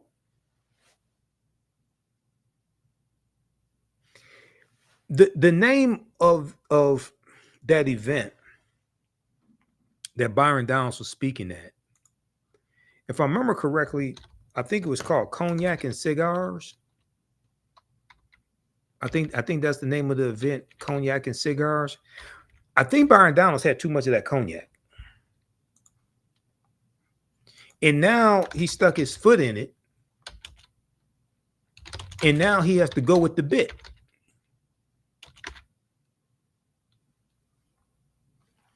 Because he can't admit he made a mistake, was wrong, didn't know what he was talking about, anything like that. Now he has to go with the bit.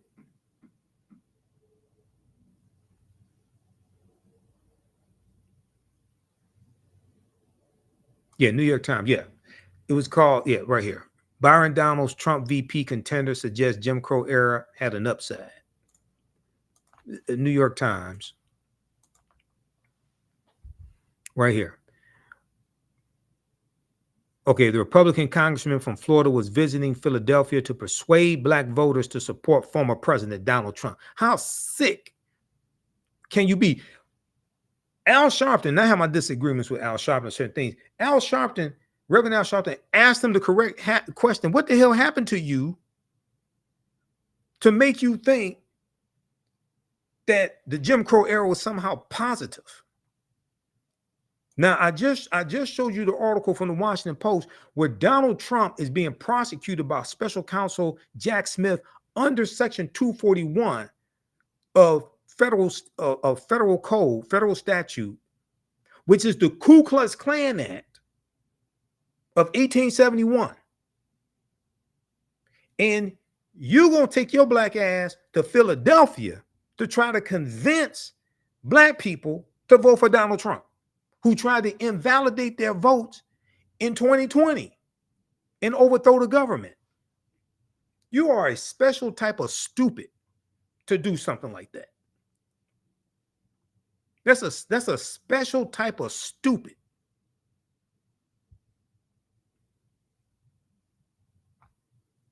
Yeah, Congress, Cognac, and Cigars. That's the name of the event. I think he had too much cognac. That's what I think happened to him. He got carried away. He had too much cognac. Made a damn fool out of himself. I mean, it's not the first time he made a fool out of himself, but he really put his foot in it this time.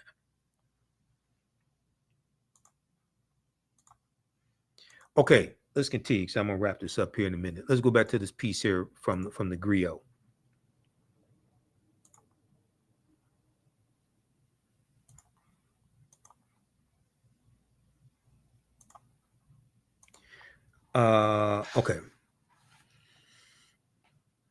Okay, now, shortly after the Civil War ends 1865, Southern Republicans started the anti-black Lily White movement to prevent black voters from gaining control of the party, okay?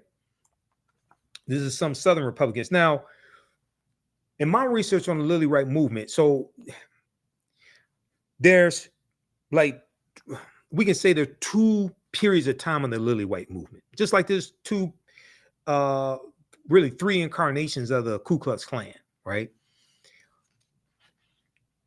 The big incarnation of the Lily White movement is in 1928, when Republicans nominate Herbert Hoover to be president, and they appeal to Southern segregationist Democrats in 5 former Confederate states to get them to vote for Herbert Hoover as president.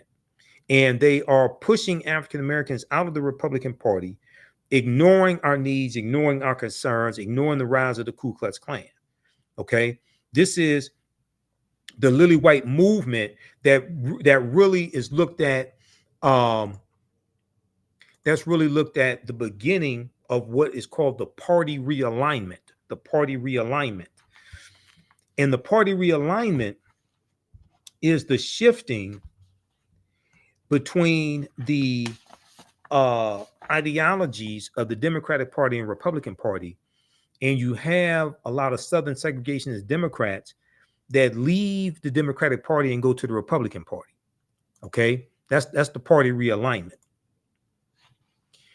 Read this article here from ChicagoMag.com.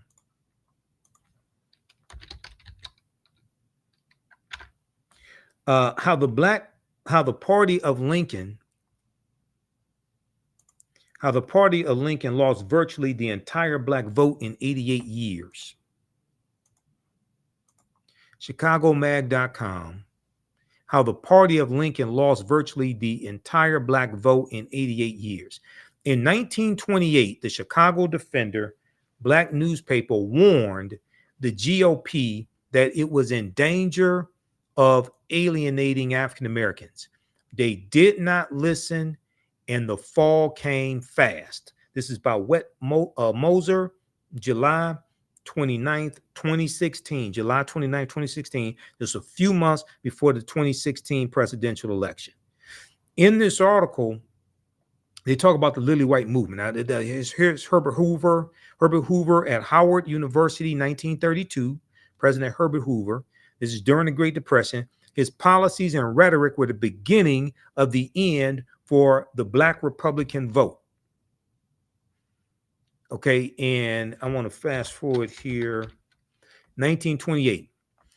Robert Abbott, the founder of the Chicago Defender, is calling out the Republican Party in this article. Okay. Let me see. And it talks about here. Let's see here.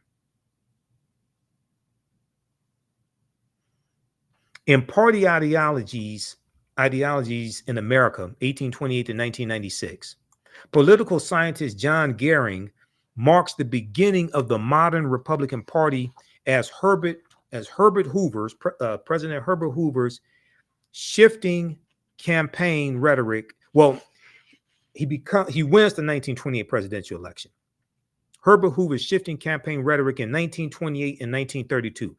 He's going to lose in 1932 to Franklin Roosevelt, when he talked more about the virtues of the American home and family than hardtack economics. Because you're during the Great Depression. He mishandled the Great Depression and he loses the election. He only serves one term. Hoover's oratory about the progress of the individual being threatened by an overzealous government bureaucracy stuck around for the next 8 decades, and the wisdom of generations has helped us discern that this was indeed the start of a new Republican era. In the final weeks of the 1928 election, the Chicago Defender printed a series of articles and editorials that listed post-war grievances with the Republican Party. So they're talking about after World War I, which ends in 1918, post-war. In Washington, D.C., where the federal government was in direct authority, Republican presidents Warren G. Harding and Calvin Coolidge, as well as Republican majorities in the U.S. Congress, had not only acquiesced or given into or surrendered to the segregation of public transit, but failed to stop or even criticize parades of thousands of Ku Klux Klansmen before the White House, because the Klan was rejuvenated by the movie The Birth of a Nation that debuted February 8th, 1915, and then the Klan becomes very powerful in the 1920s. So the Republican Party is ignoring the rise of the Ku Klux Klan. They're ignoring the needs of African Americans, and they're starting to push us out of the Republican Party. This is known as the Lily White movement of 1928. The newspaper was particularly dissatisfied. Chicago Defender was particularly dissatisfied with the current Republican nominee for president, Herbert Hoover, who has spoken favorably of making the party lily white. Republican Herbert Hoover spoke favorably of making the Republican Party lily white and excluded African Americans from their traditional role in that year's Republican National Convention. This was an effort to push African Americans out of the Republican Party, starting with Herbert Hoover in 1928 and the initiation of what's known as the Lily White movement of 1928. Most troubling of all was the candidate's covert backing from the Ku Klux Klan, whose members despised the Democratic nominee, New York Governor Al Smith, because he was Catholic, and Al Smith was a moderate from New York. So the Ku Klux Klan is back in the Republican Party. Now, why aren't these black conservatives talking about that? See, I've got receipts for them longer than CVS receipts. Read the rest of this article. How the party of Lincoln lost virtually the entire black vote in 88 years. This is from ChicagoMag.com.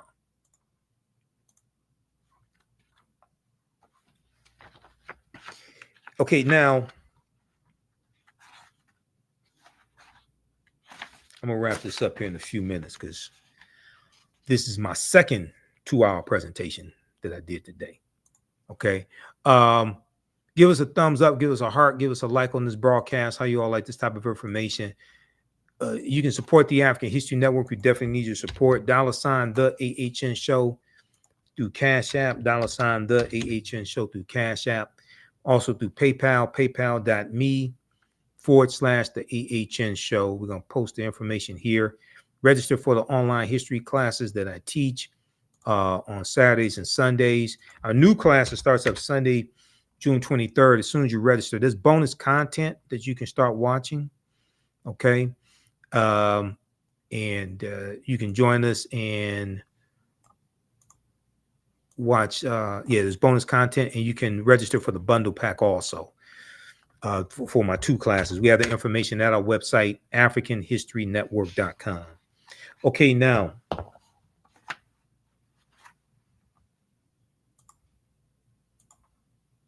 let's go back to this piece here from theroot.com because they dealt with some good history here. Some of the dates that I have may be slightly different than some of theirs, but overall, you know, they did their thing.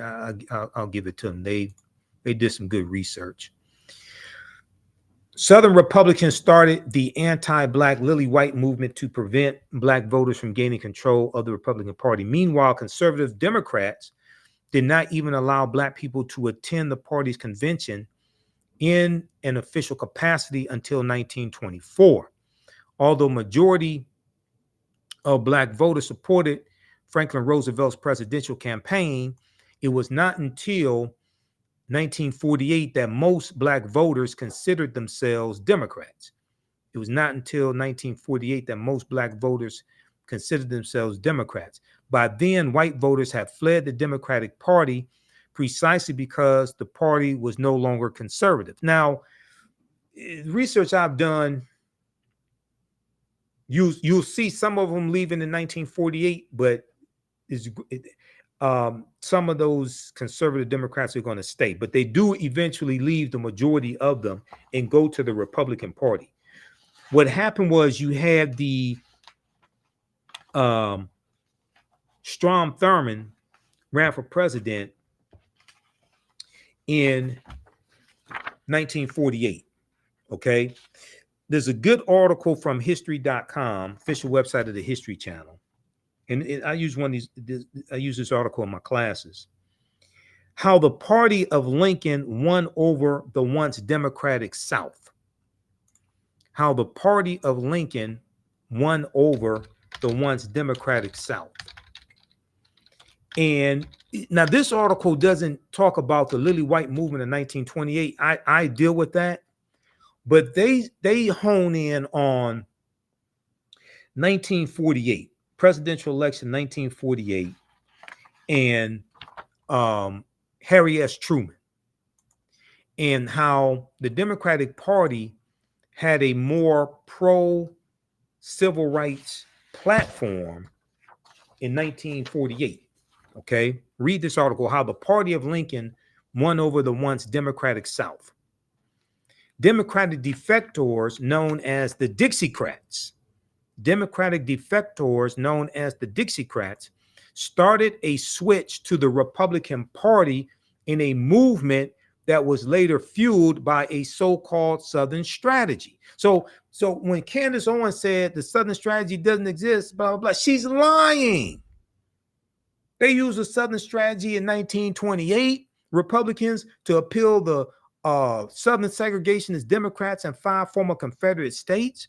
They used, Richard Nixon used a Southern strategy in 1968. She's lying. And she has to be getting paid to lie like that because you can't be that stupid for free. She has to be getting paid. If we go here to page 2 of this article,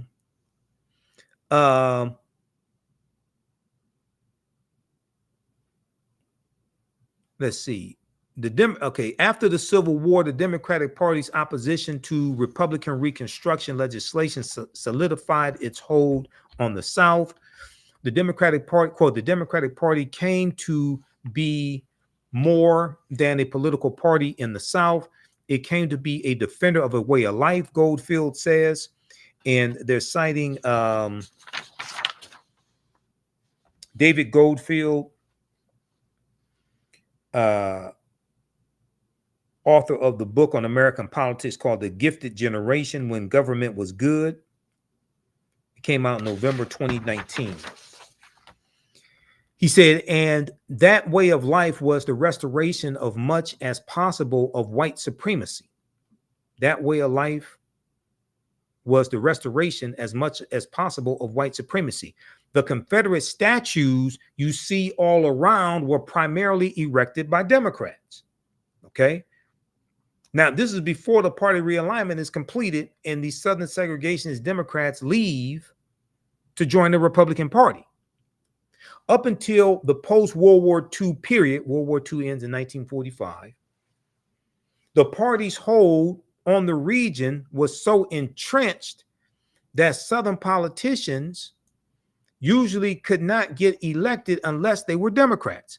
But when President Harry S. Truman, a Democratic Southerner, introduced a pro-civil rights platform at the Democratic Party's 1948 convention, a faction of the Democratic Party walked out because African Americans going back to 1928 and going back to 1932, when Franklin Roosevelt runs against Herbert Hoover, we started slowly going over to the Democratic Party. We found them more receptive to our issues. We were being pushed out of the Republican Party, and the Republican Party was increasingly ignoring our issues. These defectors, known as Dixiecrats, held a separate convention in Birmingham, Alabama. There, they nominated South Carolina Governor, white supremacist Strom Thurmond, who was a staunch opposer to civil rights, a staunch segregationist. He had a black mistress, okay, staunch opposer of civil rights, to run for president on their states' rights ticket. He was nominated to run for president on the Dixiecrats states' rights ticket. Although Strom Thurmond lost the election to President Harry S. Truman, he still won over 1 million popular votes. Quote, it was the first time since before the Civil War that the South was not solidly Democratic, Goldfield says. And that began the erosion of the Southern influence in the Democratic Party. After that, the majority of the South still continued to vote Democratic because it thought of the Republican Party as the party of Abraham Lincoln and Reconstruction. The big break did not come until President Lyndon Baines Johnson, another Southern Democrat from Texas, signed the Civil Rights Act in 1964 and the Voting Rights Act in 1965. Though some Democrats had switched to the Republican Party prior to this, that's true, many did, prior to 64 and 65, quote, the defections became a flood. The defections became a flood after Johnson signed these acts. And so the political parties began to reconstitute themselves, Goldfield says. Then in 1964, Senator Barry Goldwater of Arizona, a Republican, runs for president against Lyndon Baines Johnson, and Barry Goldwater ran on an anti-civil rights platform. So most African Americans naturally voted for Lyndon Baines Johnson because it made sense. The change was not total or immediate. During the late 1960s and early 70s, white Southerners still transitioning away from the Democratic Party, newly enfranchised Black Southerners voted and continued to vote Democratic. And even as Republican Richard Nixon employed a Southern strategy, share this article with Candace Owens because she doesn't know what the hell she's talking about. And even as Republican Richard Nixon employed a Southern strategy that appealed to the racism of Southern white voters, former Alabama Governor George Wallace, who wanted segregation now, segregation tomorrow, segregation forever, ran as a Democrat in the 1972 presidential primaries. Now, he ran for president in 68 and lost. He didn't run as a Democrat in 68. He ran as a third party candidate in 68. He got 46 electoral college votes from 5 former Confederate states in 1968. That was the last time a third party candidate won a single electoral college vote. 1968. This is why voting third party is ridiculous if you actually understand how the electoral college works. It takes 270 electoral college votes to become president-elect. You become president-elect by winning the popular votes in each state. You win the popular votes in each state. You win the electoral college votes in each state by winning the popular vote in each state. Anybody tells you the popular vote does not matter is lying to you. Or they don't read. They haven't read the U.S. Constitution. Popular vote does matter. It's the popular vote per state that matters. And that's, you become president-elect by winning 270 electoral college votes to that are awarded by the states. This is before the electoral college votes. The electoral college doesn't vote until the first Monday following the second Wednesday in December, which usually falls in the middle of December.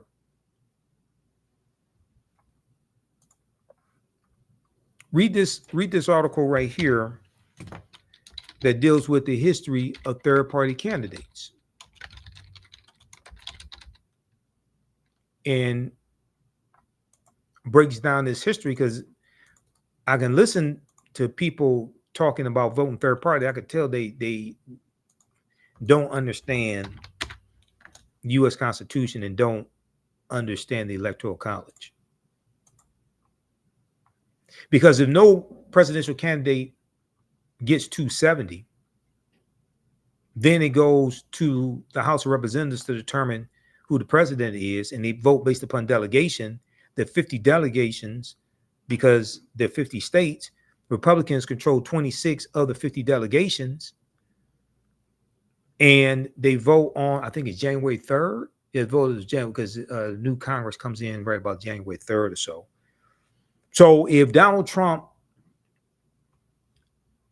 if neither Donald Trump or Joe Biden get 270 electoral college votes, Donald Trump could lose the popular vote, lose the electoral college vote, and Republicans can still vote for him to become president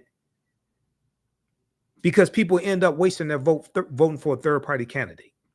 And you can still end up with this domestic terrorist back in office.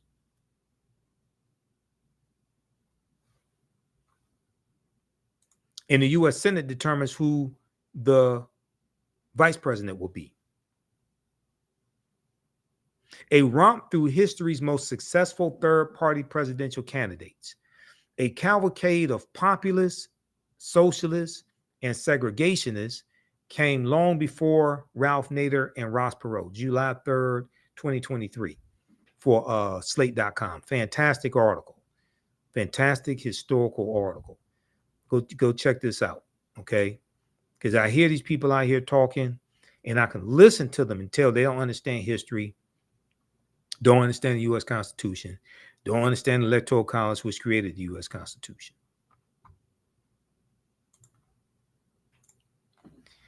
All right, now, Great Society programs take a look at this piece here.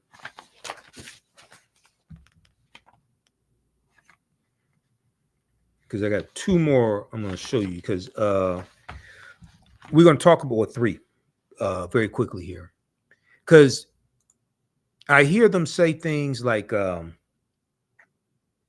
marriage rate, the black marriage rate, all this stuff, right? We're going to look at the Great Society programs here. Then I'm going to show you something that none of these black conservatives or the white ones they love want to tell you.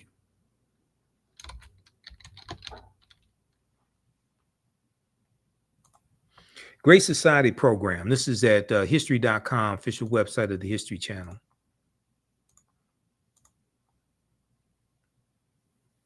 August 28th, 2018. Great Society.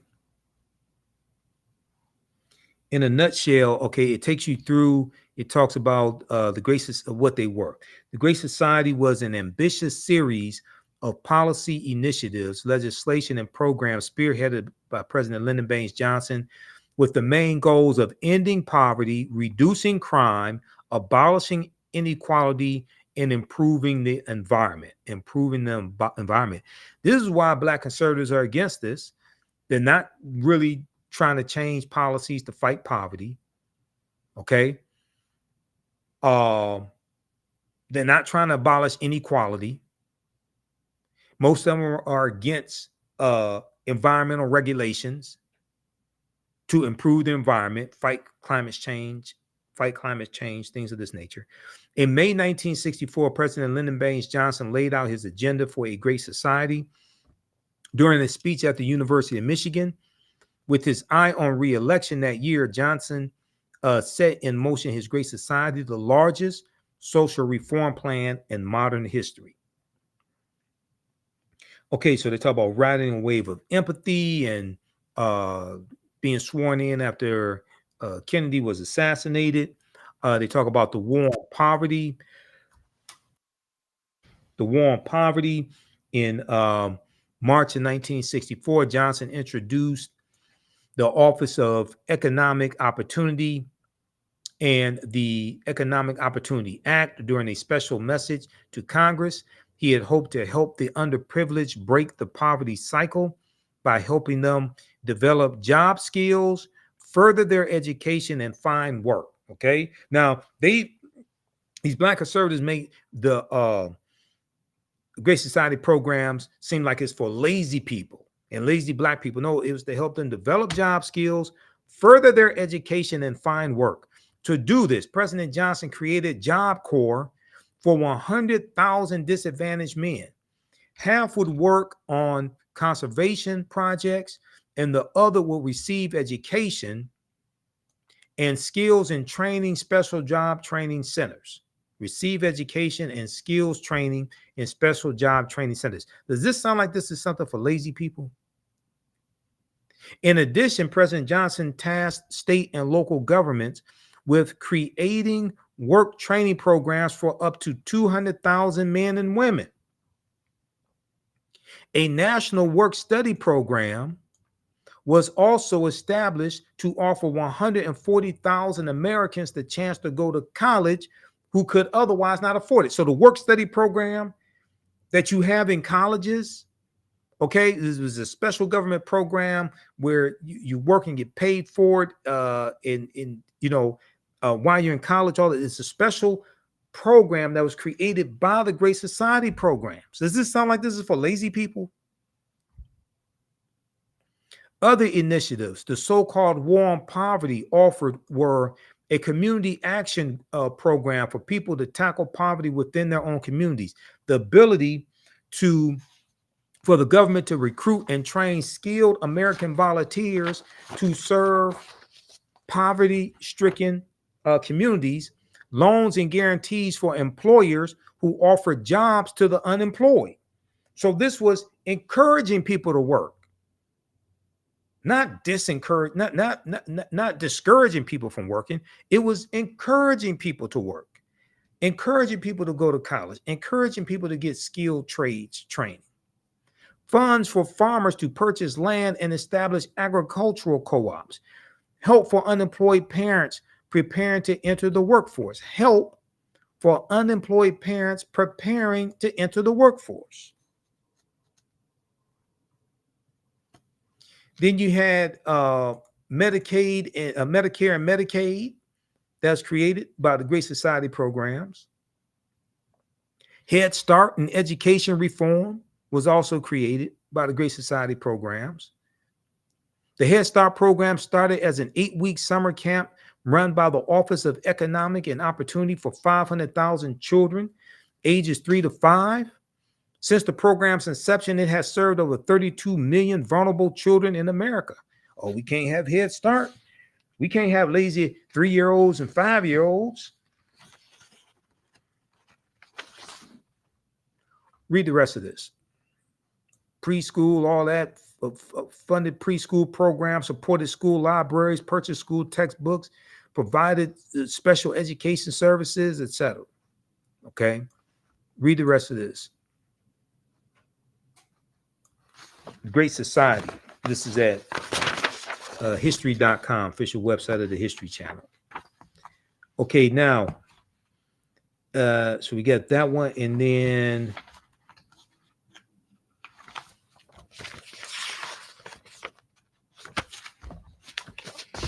this one here is from snaptohealth.org. Snaptohealth.org, and it gives a timeline of the history of welfare.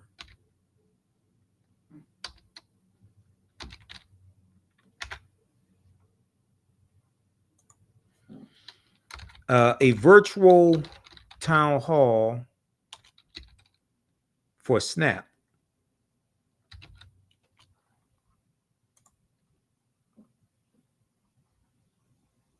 And deals with the history of WIC, all of that right here. And how WIC was overhauled under the Richard Nixon administration. History of WIC, 1968. This is SNAP to Health, a virtual town hall for SNAP, WIC, and nutrition in the United States. History of WIC, going back to 1968, they talk about 1969, President Richard Nixon in December 1969, White House Conference on Food, Nutrition, and Health focused on the problem of malnutrition and hunger due to poverty. Conference recommendations call for special attention to be given to the nutritional needs of low-income pregnant women and preschool children. And they were focusing on white people. Conference recommendations call for special attention to be given to the nutritional needs of low-income pregnant women and preschool children. 1972, on September 26, 1972, an amendment to the Child Nutrition Act of 1966 authorized WIC. The legislation established the Special Supplemental Food Program as a 2-year pilot using Dr. David Page's voucher program as a model. 1973, the program is renamed Special Supplemental Food Program for Women, Infants, and Children, known as WIC. Now, this is under President Richard Nixon. 2 food packages are developed, one for infants and one for children and pregnant or breastfeeding women. Okay, read the rest of this. It takes you throughout history.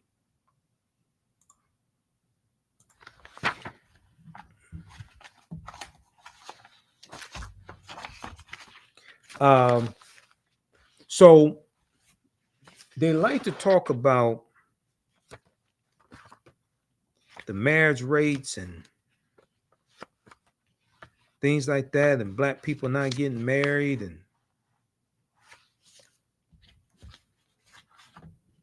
all of that, right? And then they blame the Great Society programs, which were helping largely white people. They blame the Great Society programs and say this broke up the black family.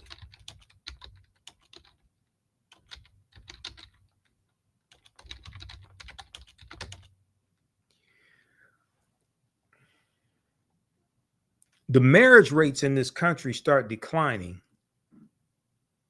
in the 1970s. Really start declining in the 1970s, and you see an increase in the divorce rates. Do you know what law made it easier to get a divorce in the U.S.?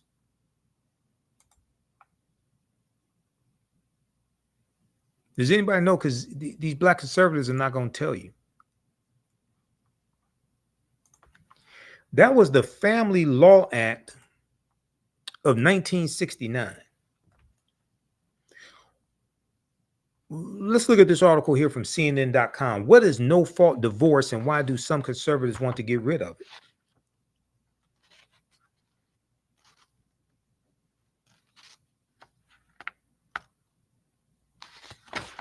For the sake of time, we're going to go right to this right here. What is the history of no-fault divorce in the United States? No-fault divorce was first legalized in California in 1969 by then Governor Ronald Reagan, who would eventually become the first U.S. president who had been divorced. Former President Donald Trump was the second. By 2010, every state had legalized a no-fault divorce option. Governor Ronald Reagan signed into law in 1969 what was known as the Family Law Act of 1969, which made it easier to get a divorce, and you got what's called a no-fault divorce based upon irreconcilable differences. That was signed into law by Governor Ronald Reagan. Versions of that law were adopted by the other states. This is why the divorce rate started falling. It started with Republicans. Before this option, an at-fault divorce was the only recourse for a broken union. This led to complications for couples whose situation, for one reason or another, did not fit the required legal procedure. Couples who wanted a divorce were all but forced by the law to create some sort of fault-based scenario. It was not uncommon for couples to concoct scenarios that would feign adultery, or for one party to move across state lines to fulfill legal requirements for fault claims like abandonment. Migratory divorce, where a couple would move together to a state with no fault divorce laws, was common.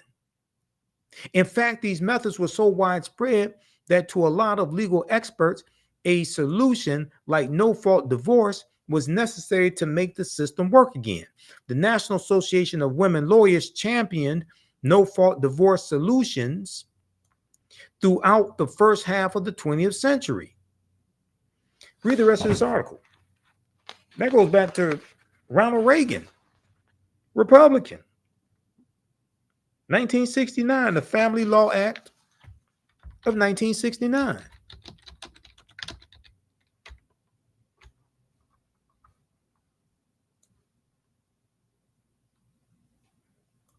So read that article from CNN.com. What is no-fault divorce, and why do some conservatives want to get rid of it? It's from November 27th, 2023. Interesting how these conservatives don't want to tell you all this. So you have them saying the divorce rate, and black families are together, things like this. They want to blame Lyndon Johnson. Don't want to tell you that what really contributed to divorce rates was the Family Law Act of 1969 coming out of California, signed into law by Republican Ronald Reagan. They don't want to talk about how the automation in a lot of these auto plants made it harder for African-American men to get jobs. And that goes back to the article from theroot.com that I showed you. welfare fathers and those persistent myths. Then also this piece here from InTheseTimes.com by Marilyn Katz. This breaks down a lot of that history as well. A half century after Detroit uprising, city still stranded by capitalism and government.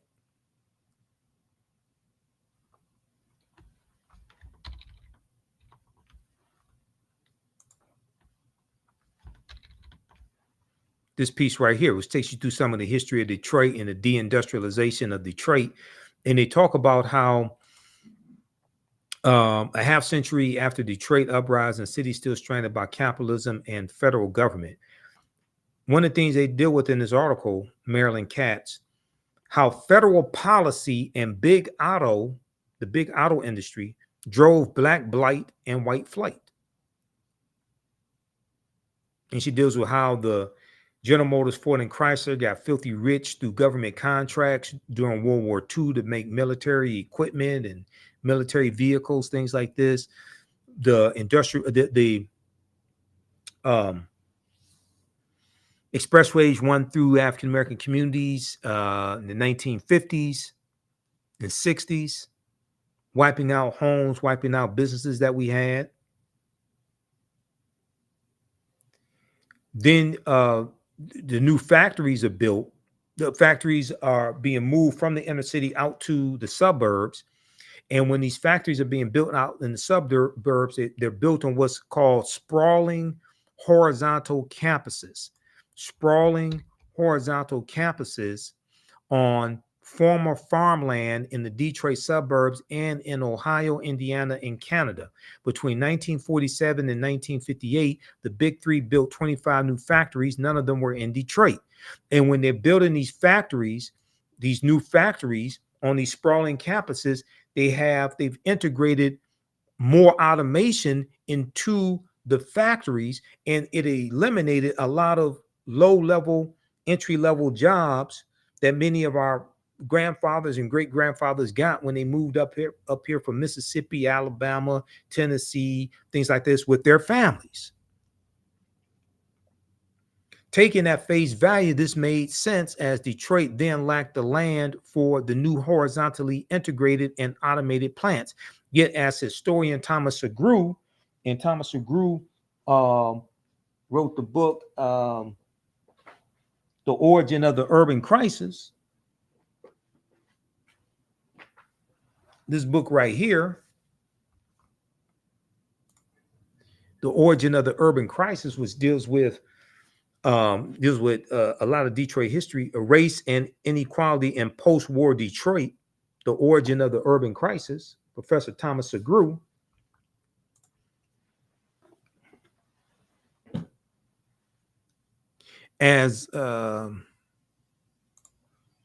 Yet, as historian Thomas Segru and others point out, it was also a way for the auto companies to weaken the UAW, which had won unprecedented victories during the war years, World War II. And with the auto industry went the jobs. In 1960, only Chrysler produced cars in Detroit. Its 60,000 Detroit workers represented only half of those employed just a decade earlier. In less than 2 decades, from 1947 to 1967, Detroit lost 128,000 jobs in the auto industry alone. Okay, read the rest of this article here.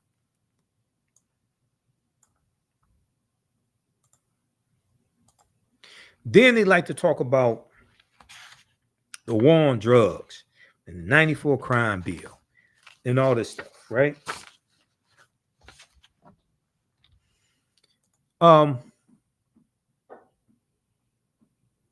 You know when the war on drugs started?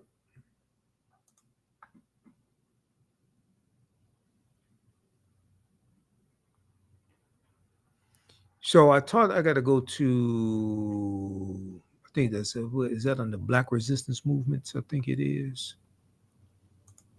The war on drugs was declared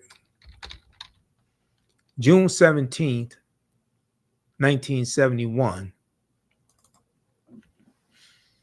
by a president named Richard Nixon,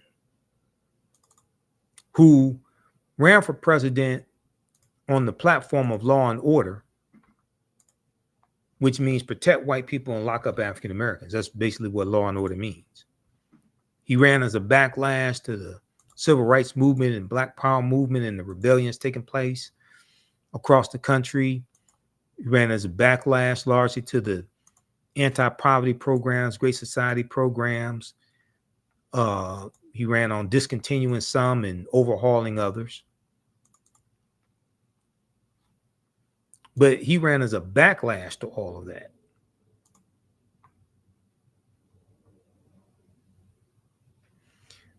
There was the article from Harper's Bazaar Weekly, and it was from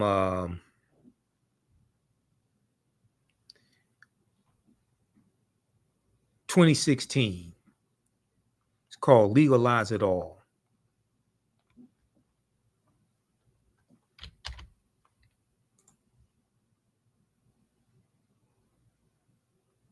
It's called Legalize It All. And in the article,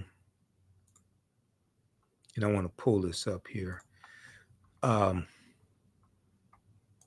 they talk about how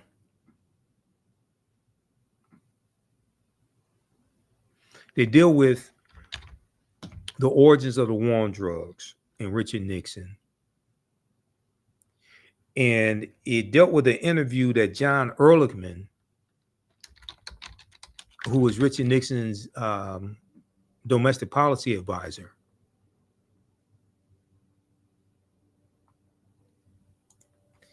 an interview he did with a journalist named Dan Baum in 1994.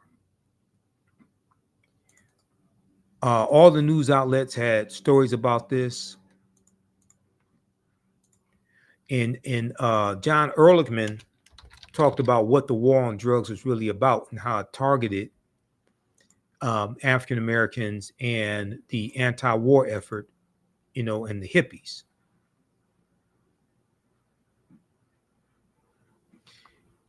This piece right here, AtlantaBlackStar.com has an article on this.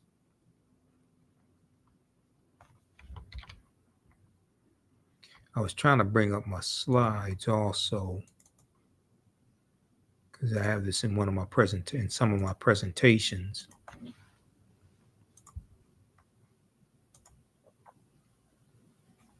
Nixon advisors said the war on drugs was a manufactured lie designed to target and disrupt the Black community.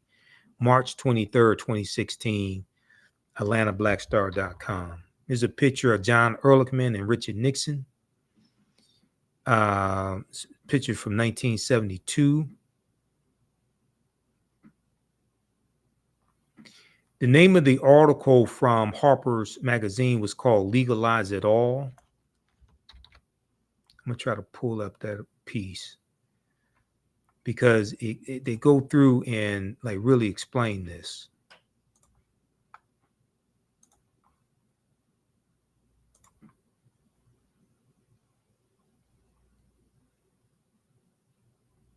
I had to restart my PowerPoint presentation here. Okay, let me show you this here.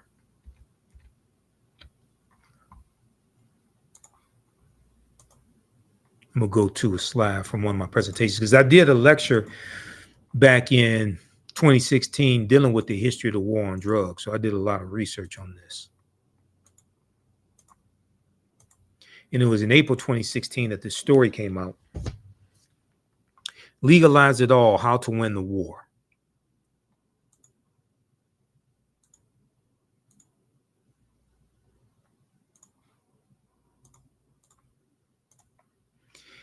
In Legalize It All, the April 2016 cover story of Harper's Magazine, journalist Dan Baum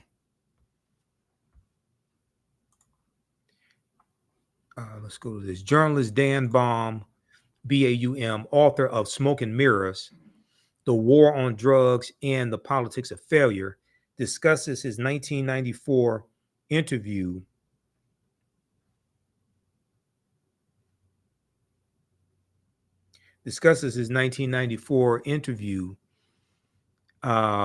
with John Ehrlichman. Now, John Ehrlichman died in 1999. He was President he was President Richard Nixon's chief domestic policy advisor and had spent 18 months behind bars for conspiracy to obstruct justice and perjury as a result of the Watergate cover-up. Read the article from AtlantaBlackStar.com. Nixon advisor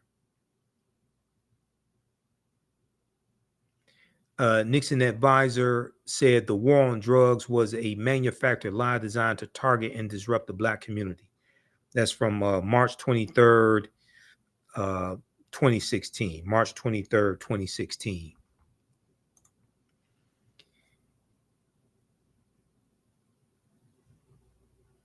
How did the United States entangle itself in a policy of drug prohibition that has yielded so much misery and so few good results?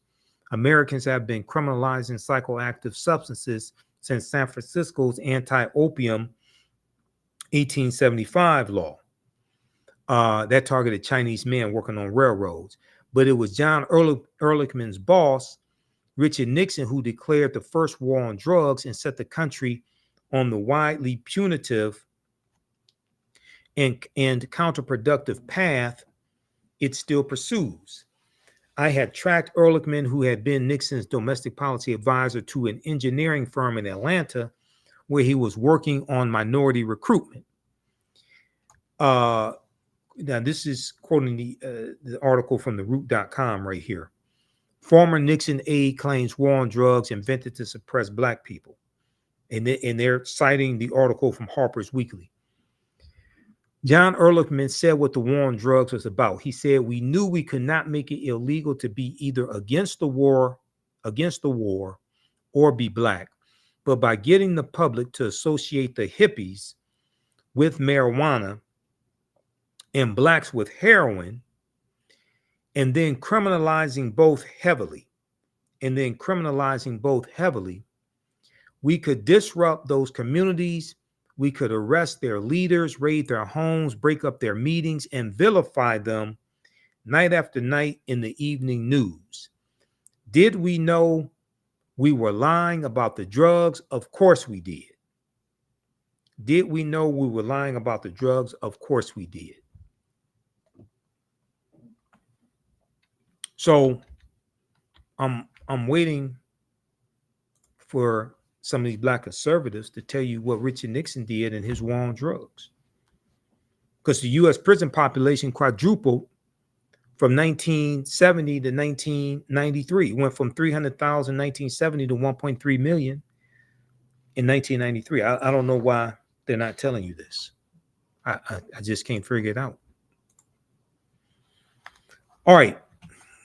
So, also, you can read this piece here dealing with Jim Crow laws and the history of Jim Crow laws. Let's see, this is a good one here. Yeah, right here. Jim Crow laws from history.com.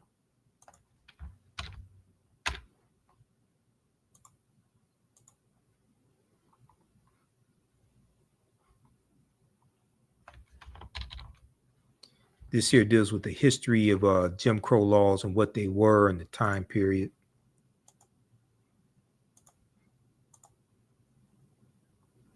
So you can read this. Jim Crow laws were a collection of state and local statutes that legalized racial segregation, named after a Black minstrel show character. That Black minstrel show character was created by T.D. Rice, Thomas Dartmouth Rice, right around 1828, 1829. Comes from the story goes, he saw a male slave tending to animals.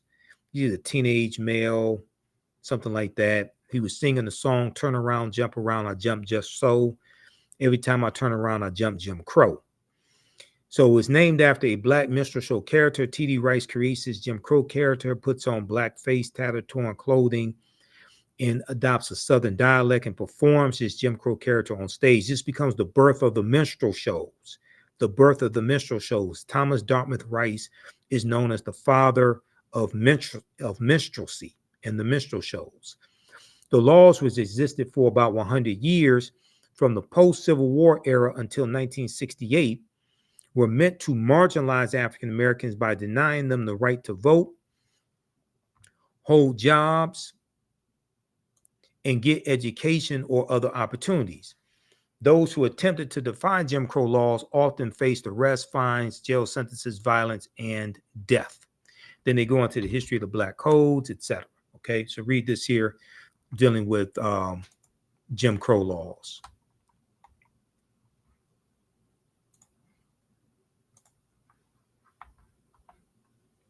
That's at history.com. There's also another really good piece that deals with how, which one is this one? Yeah. How Jim Crow laws suppressed the African American vote for generations.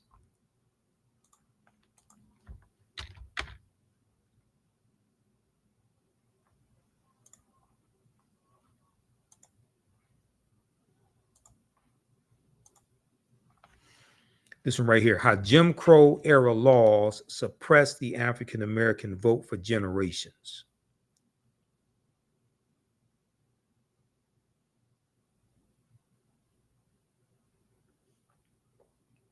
In the wake of the passage of the 15th Amendment and Reconstruction, several Southern states enacted laws that restricted Black Americans' access to voting. This is from August 8th, 2023. It was last updated. So read this one here. Welcome to Sapphire. Takes you through history.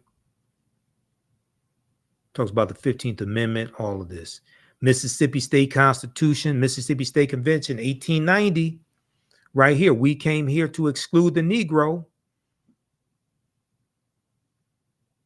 Deals with all this history. The impact of the legislation was swift. By 1910, registered voters among African Americans dropped to 15% in Georgia and under 2% in both Alabama and Mississippi, according to historian Donald Neiman in his book Promises to Keep: African Americans and the Constitutional Order, 1776 to present.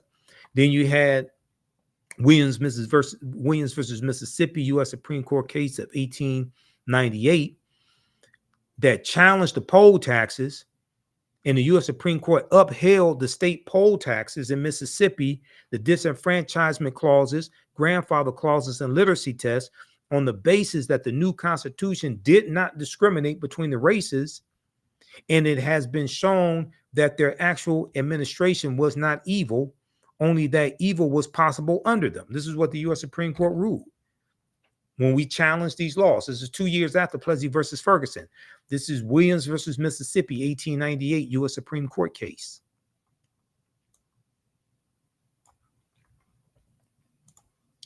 All right, look, that's going to do it for us. Visit our website, AfricanHistoryNetwork.com. AfricanHistoryNetwork.com. You can support the African History Network $, the AHN Show through Cash App and through PayPal, paypal.me/the AHN Show. Join me in Detroit at the Juneteenth events, the 14th, 15th, and 16th. Juneteenth, JubileeDET.com. Register for my online classes. Next class is Saturday, June 22nd, 4 p.m. Eastern Standard Time. Ancient Kemet, the Moors, and the Ma'afa. Understanding the transatlantic slave trade, what they didn't teach you in school. Register here.